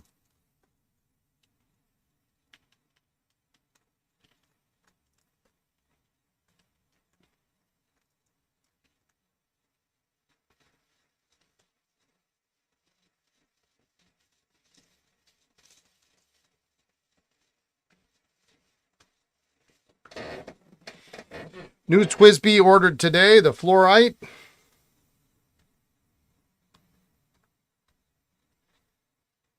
Interesting looking pen. With bronze trim again.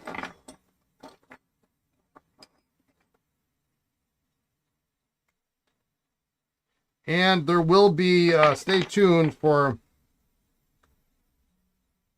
I don't have the list with me, but there are a number of Twisbys that are discontinued, either completely gone or on their way out.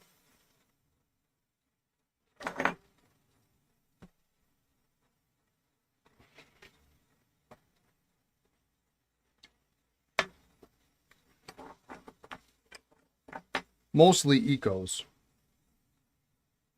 And some Eco teas.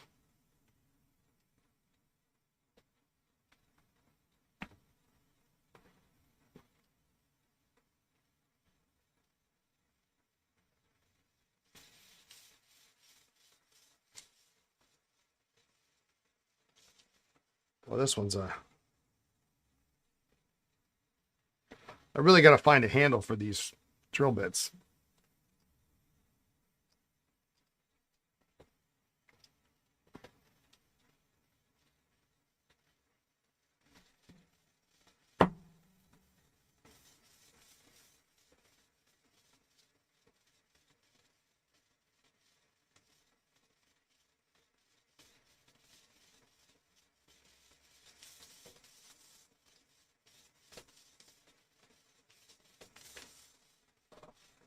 You just got a Vac Mini.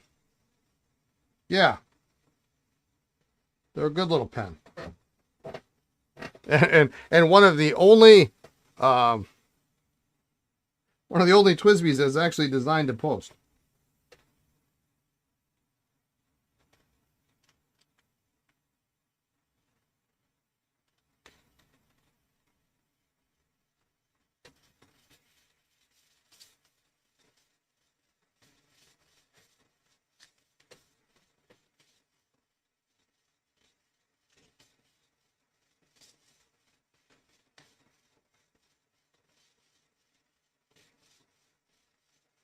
Yeah, we've got a new FedEx delivery driver that's a little bit strange. He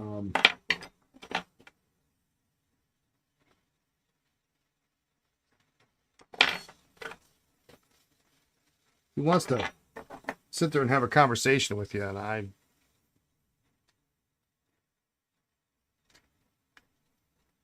I could do without that part of the transaction.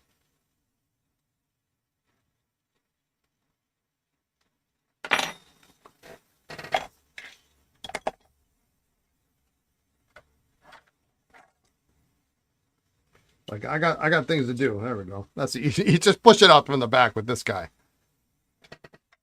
I got things to do. I don't need to hear about your vacation to Kentucky.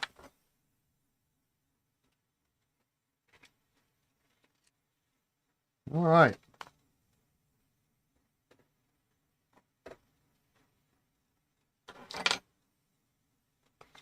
See, not as many Twisbys discontinued as I was honestly hoping for.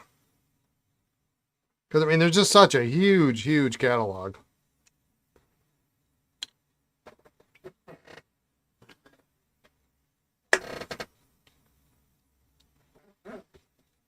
It's nice when there's some turnover in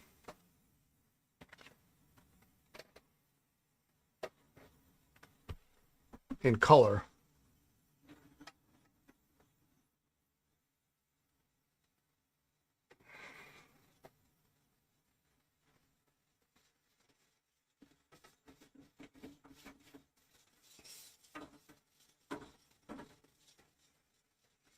I mean, if it's selling well, yeah, you got to keep making it.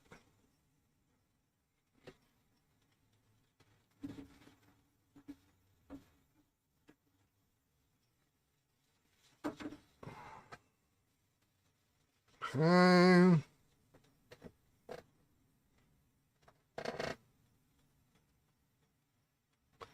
We got 75, that, we got that. We got that. That's the 530. That's soaking.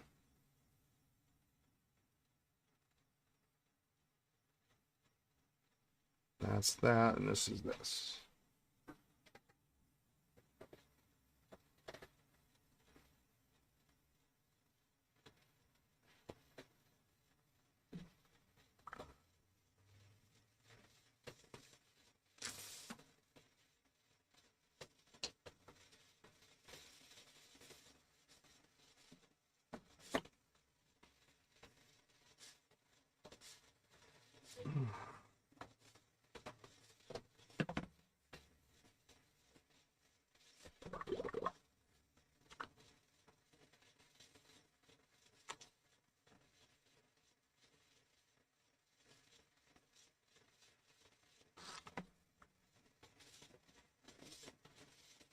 All right.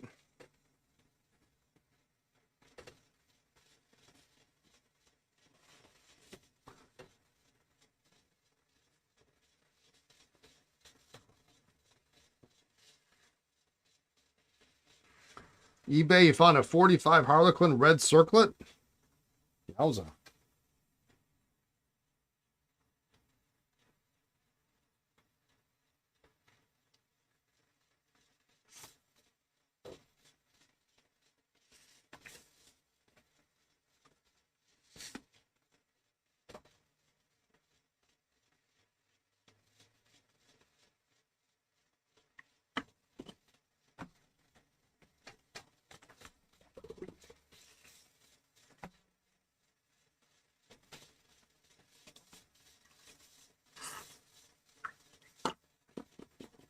All right.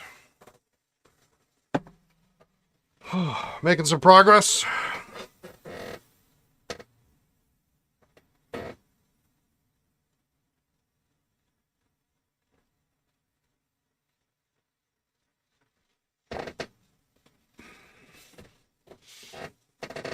I'm not certain about that guy, though.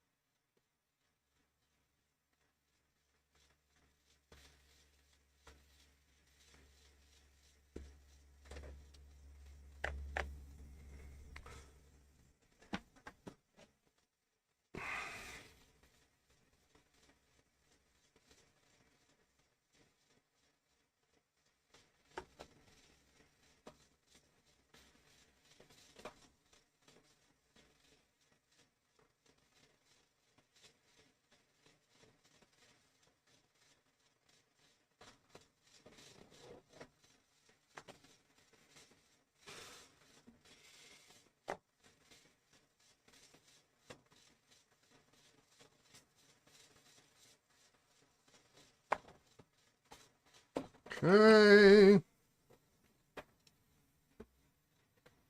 With shipping and duties, about 600 bucks. Jesus. I mean, if you don't have it, you maybe got to have it. But that's a lot of bread.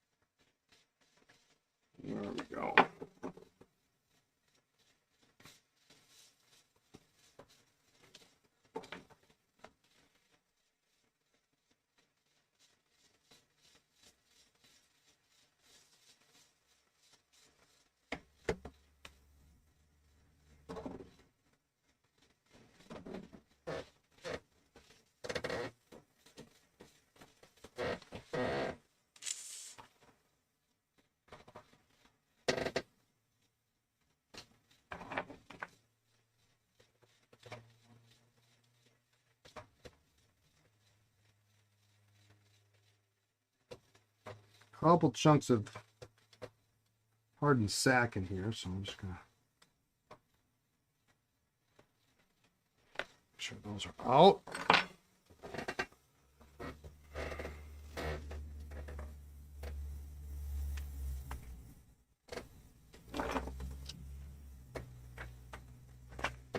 Well, like I said, easy resack.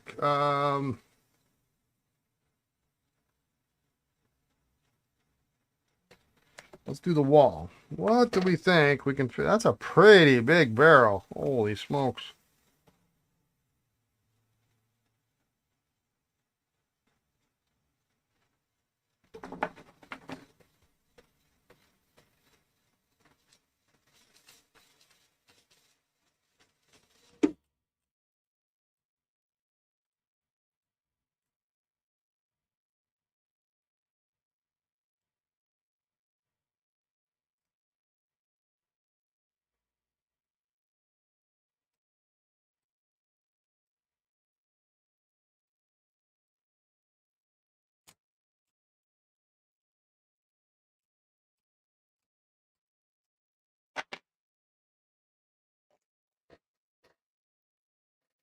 All right, let's see what we can put in there.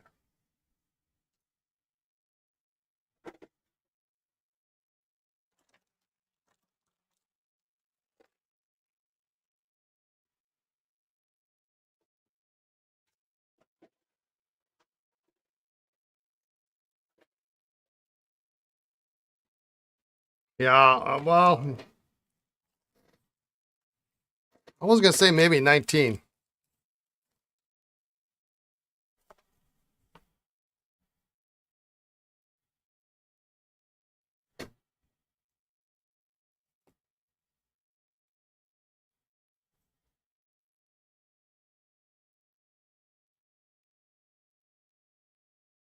I think that's a pretty good fit.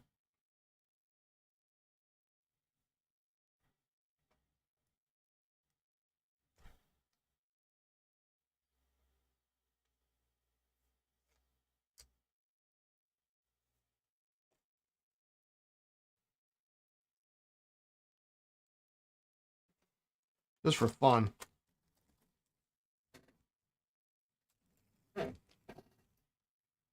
I'm not gonna put. There's no way this is gonna.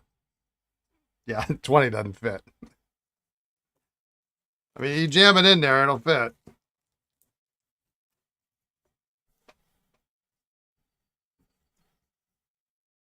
Yeah, 19 it is.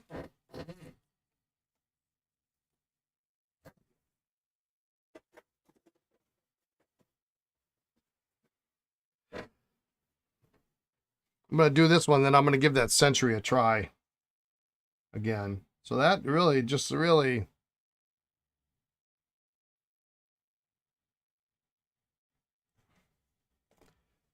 almost can go uncut, but not quite.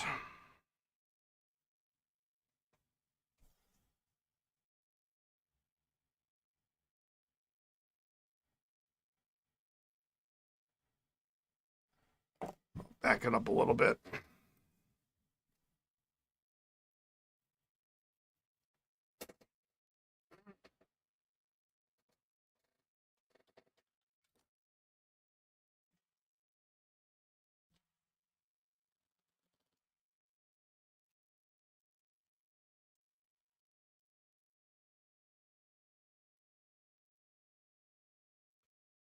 So I've made progress, but it sure looks worse than it did before. I took 2 pens out of there.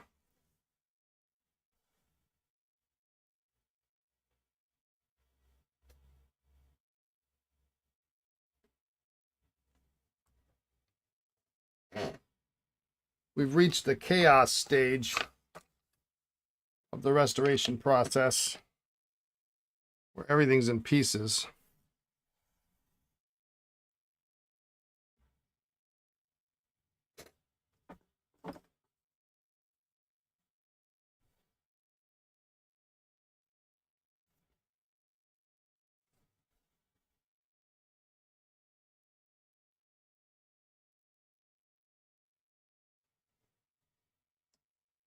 And oddly, that looks smaller than the size sack that was in there that we took out.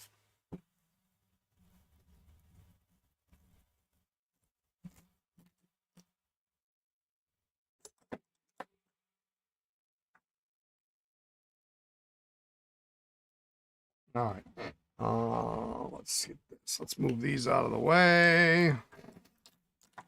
Had a beautiful pencil I was going to photograph for the website today. Look at this. Isn't this nice? Sticker. And then I noticed this.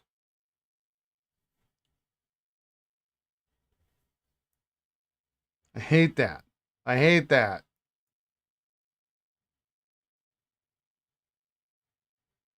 I love these caps.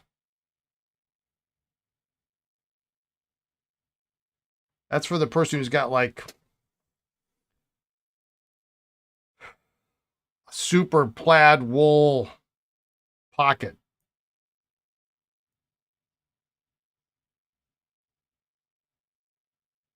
$5. This is a $5 pencil. Works. What are you going to do? All right.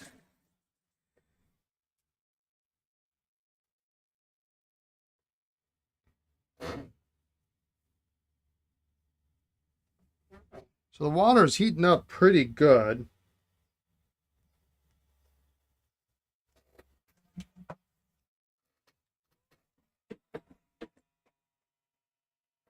It's actually a little more warm than I want it to be, so I'm not going to run it anymore today.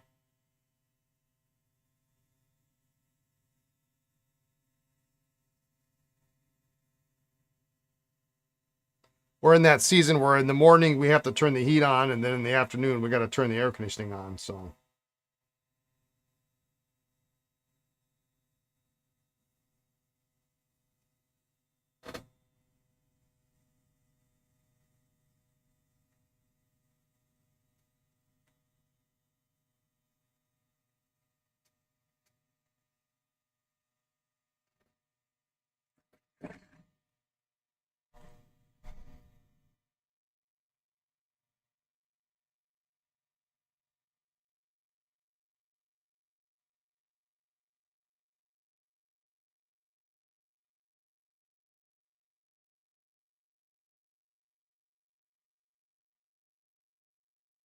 boy, such a goofy nib on this.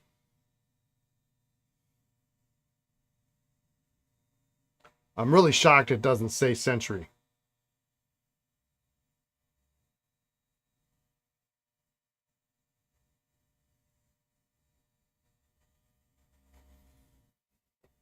But then, you know, there's not a lot of information, a ton of information about Century out there.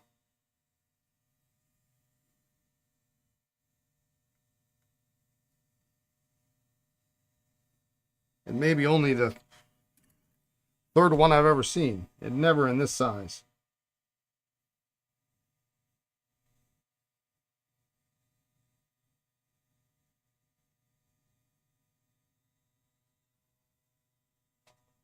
Well, there's a gap for sure. I wonder if they sealed it with something at the factory.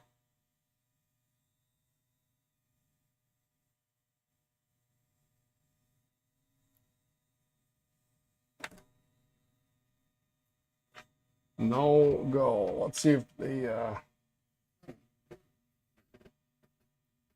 oversize here reacts a little better now.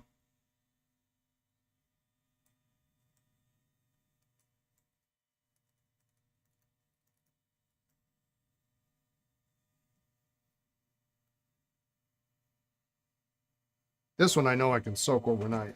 First thing I'm going to do though is tape this floppy stinking lever.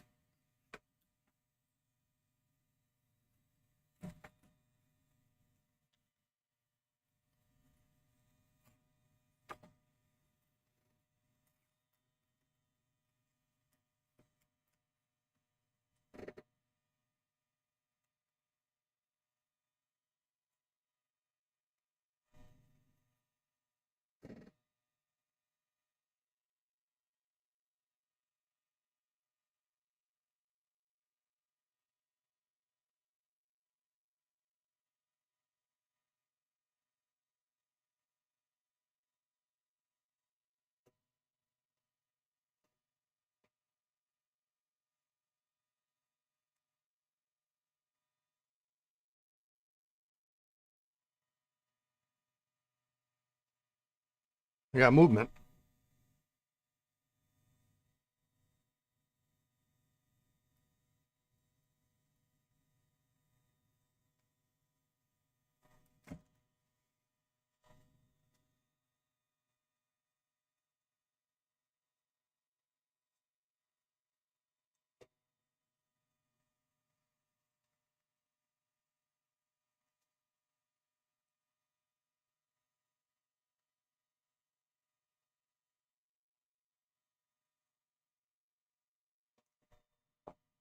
There we go.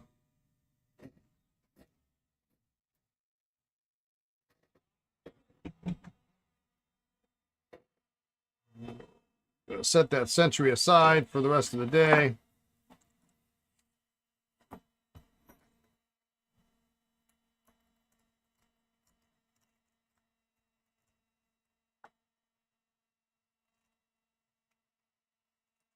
I'll say I'm probably being overly cautious about the material, but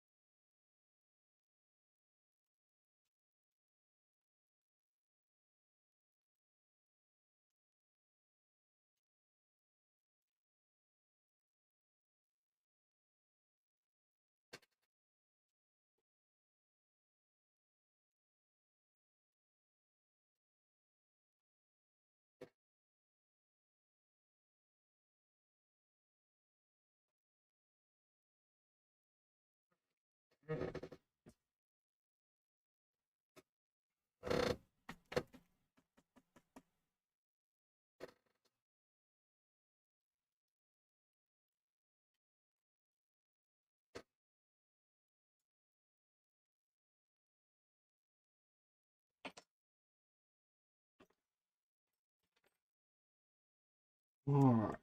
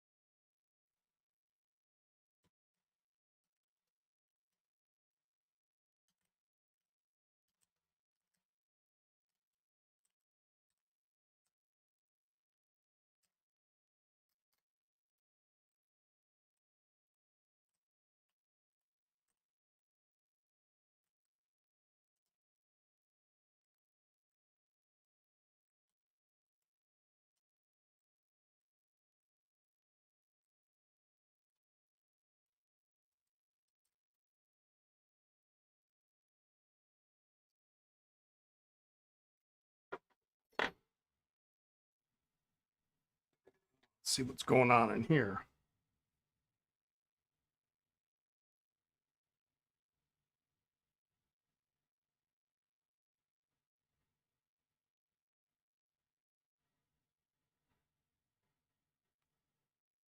It's the wrong feed, but it fits, right? So let's just dump that in there for now. That's the only thing that's in there.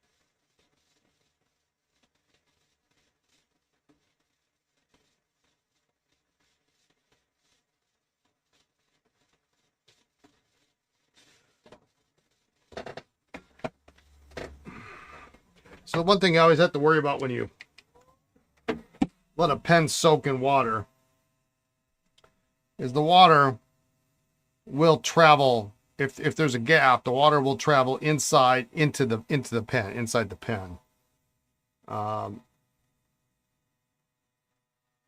So you really want to make sure once you get it open, you get all as much moisture out of the inside of the barrel as possible.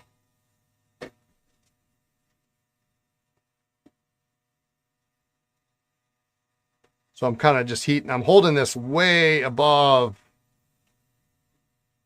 my heat gun at the normal temperature.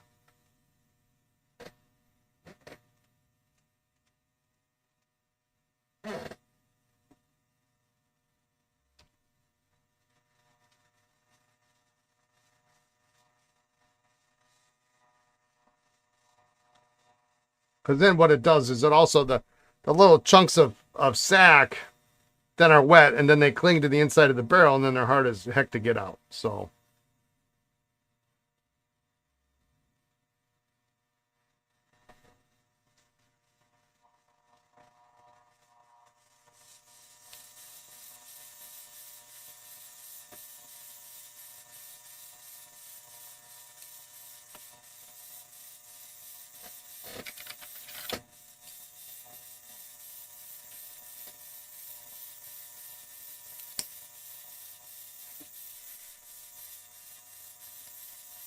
help if I use the right end of the barrel.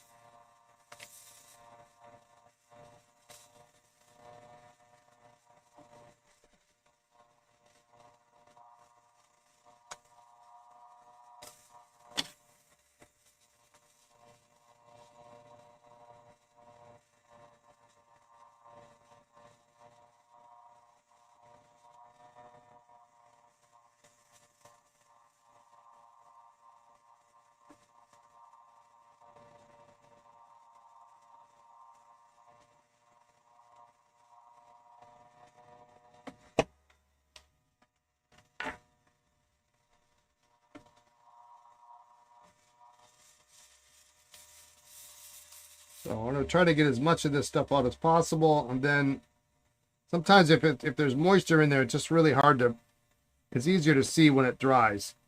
But you just don't want any moisture, especially if you've got a groove with the lever ring, a C-ring.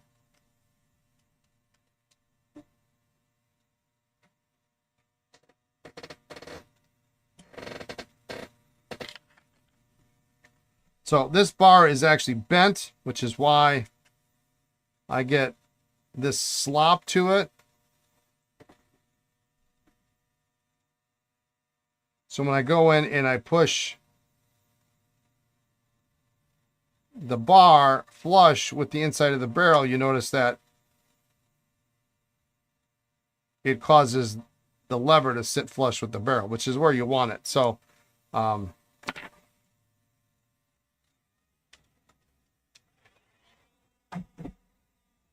we have to try to get this bar out without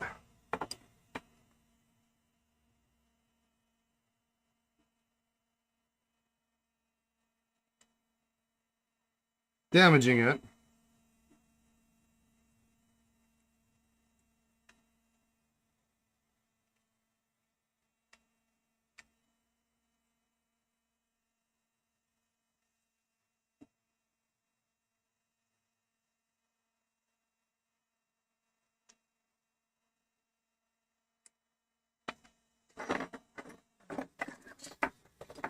Oh, let's see. Let's try our new.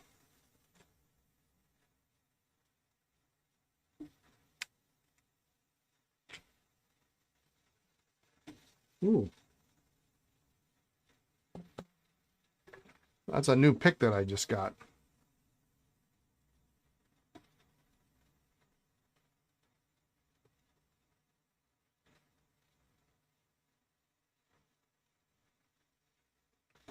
Did that do something? That did something.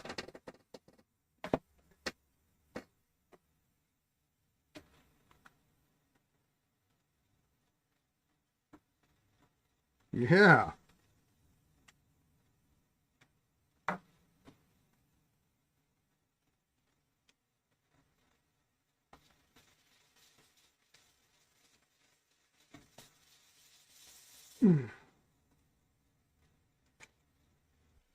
So you can't just pull it out because you'll end up, it'll break.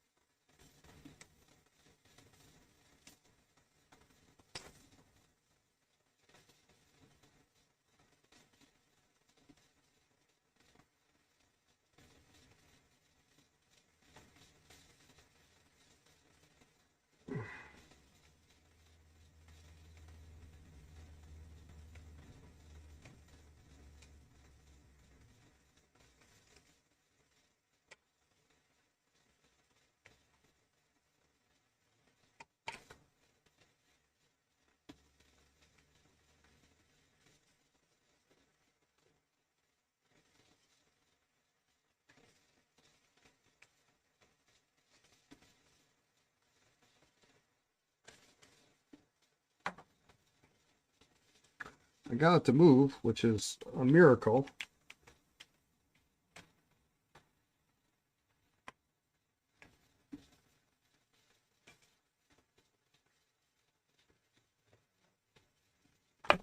Ow!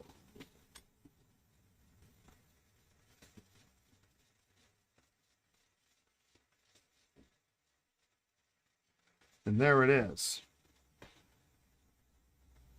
So this was the one in the other pen, and it was missing the bottom part of the bar. But now so this is, it goes in this way with the lever on top. And you can see how it's kind of bent down.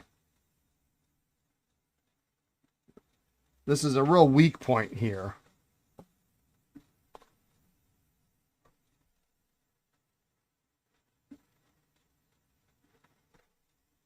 So this needs to be bent. You see, this one was bent kind of flush.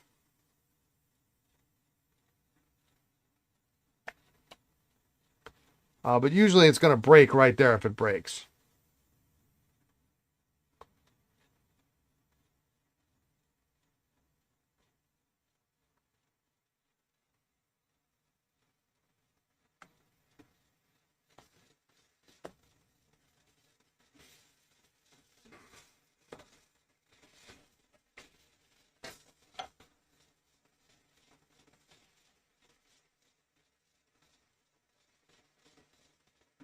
But if we can straighten that out,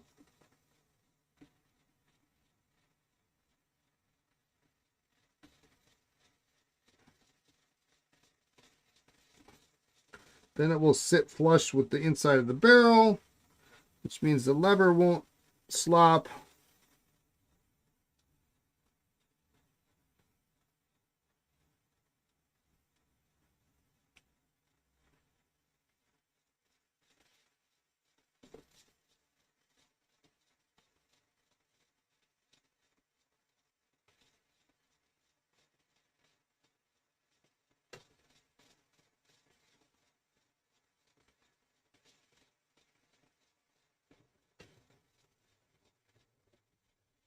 Ooh, thunder.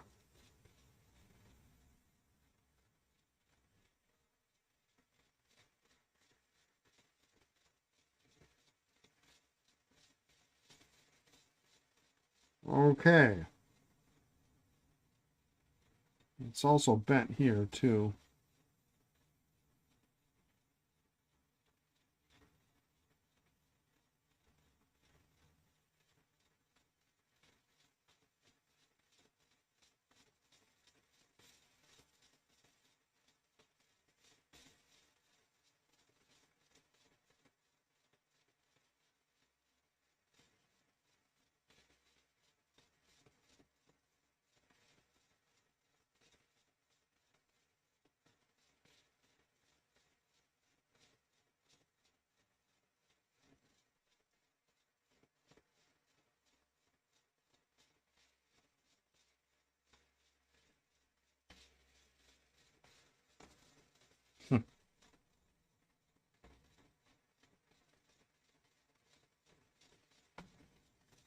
Yeah, actually that needs a little bend in it, doesn't it?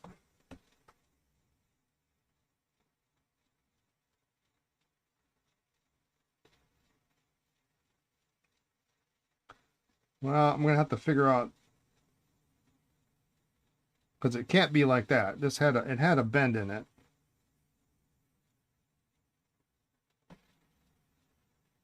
Because then this sits inside the barrel.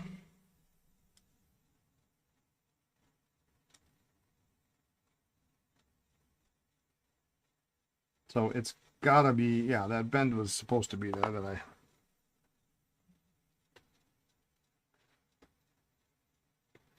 These almost never come out.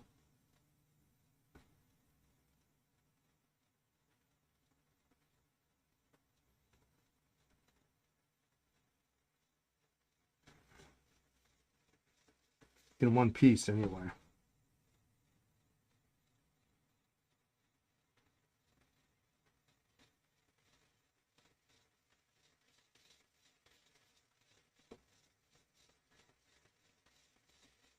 But to pull them out, you have to pull them out this way from behind and pull out. Otherwise, you're just going to break it.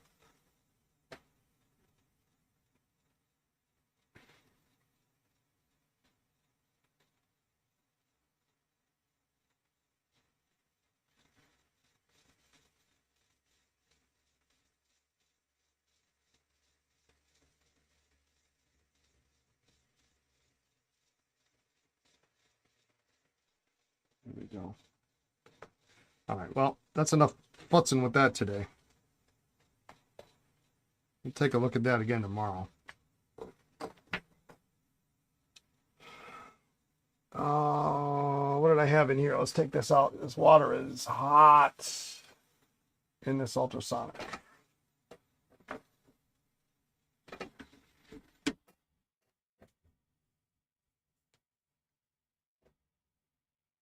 Pelican M1000 cursive italic arrived yesterday. Springy nib. Yeah, they got a little punch to them, don't they?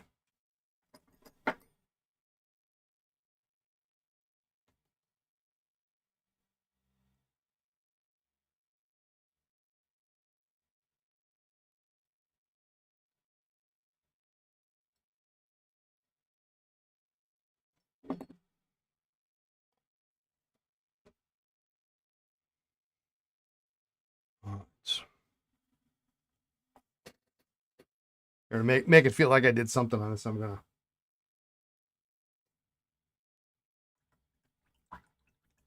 swish it in the.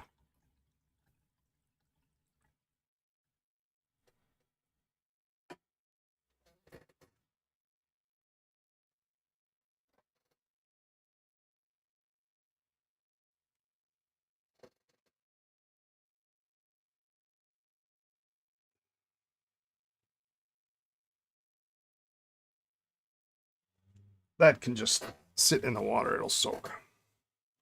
All right, I'm going to. So I didn't really finish much today. I finished the Esterbrook desk pen. I guess we got to open the oversized gray and pearl. Still no success on this little guy here. Which is too bad, but we'll keep trying. I guess that's it. We got pretty far with most of this. This guy will be ready to write up tomorrow. I can go back in my pocket. It looks like this sack is good, so this just really needs a disassembly. We'll have to test this guy again. Actually, you know what I'm going to do?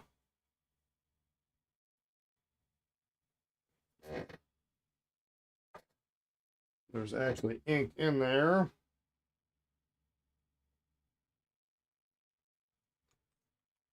The feed channel had all sorts of gunk in it.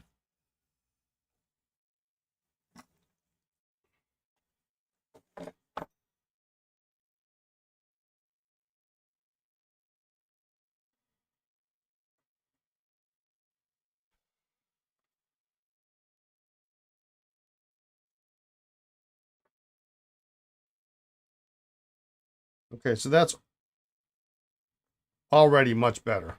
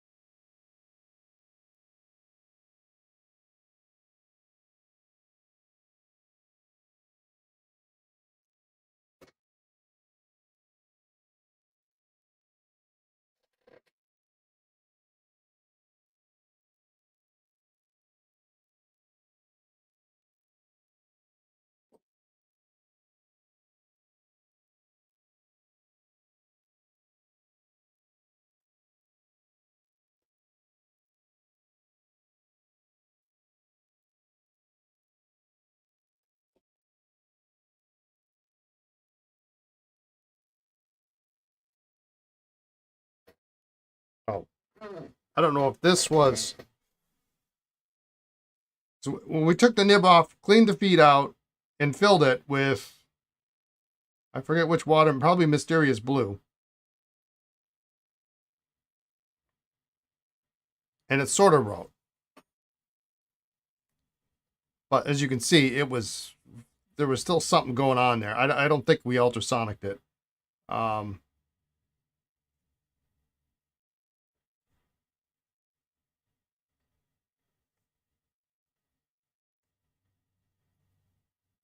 But it's much better. So I'm going to cap this. We've got a little water in there. And we'll try that tomorrow if that's good. I mean, it's got this little tiny little wear spot through the lacquer where the clip sits. I mean, otherwise it's a pretty okay pen. It will do somebody good somewhere for the right price. But it doesn't need to be here, as they say. So I'm going to call that a successful day. Hopefully my mouse here is now charged. Let's see if it is. It sure looks like it. 75%, I guess. I'm going to see what's going on with my... I'm expecting a TWSBI order to show up. I don't know that I've ever had a FedEx delivery later than 5 o'clock, but I don't know. Yeah, have a great night, David. So anyway, that's that from here. Have a great evening, everyone. Great afternoon, great morning, wherever you are in the world. Be kind, be well, and let's finish up some of these pens tomorrow, huh? All right, we'll see you tomorrow. Take care.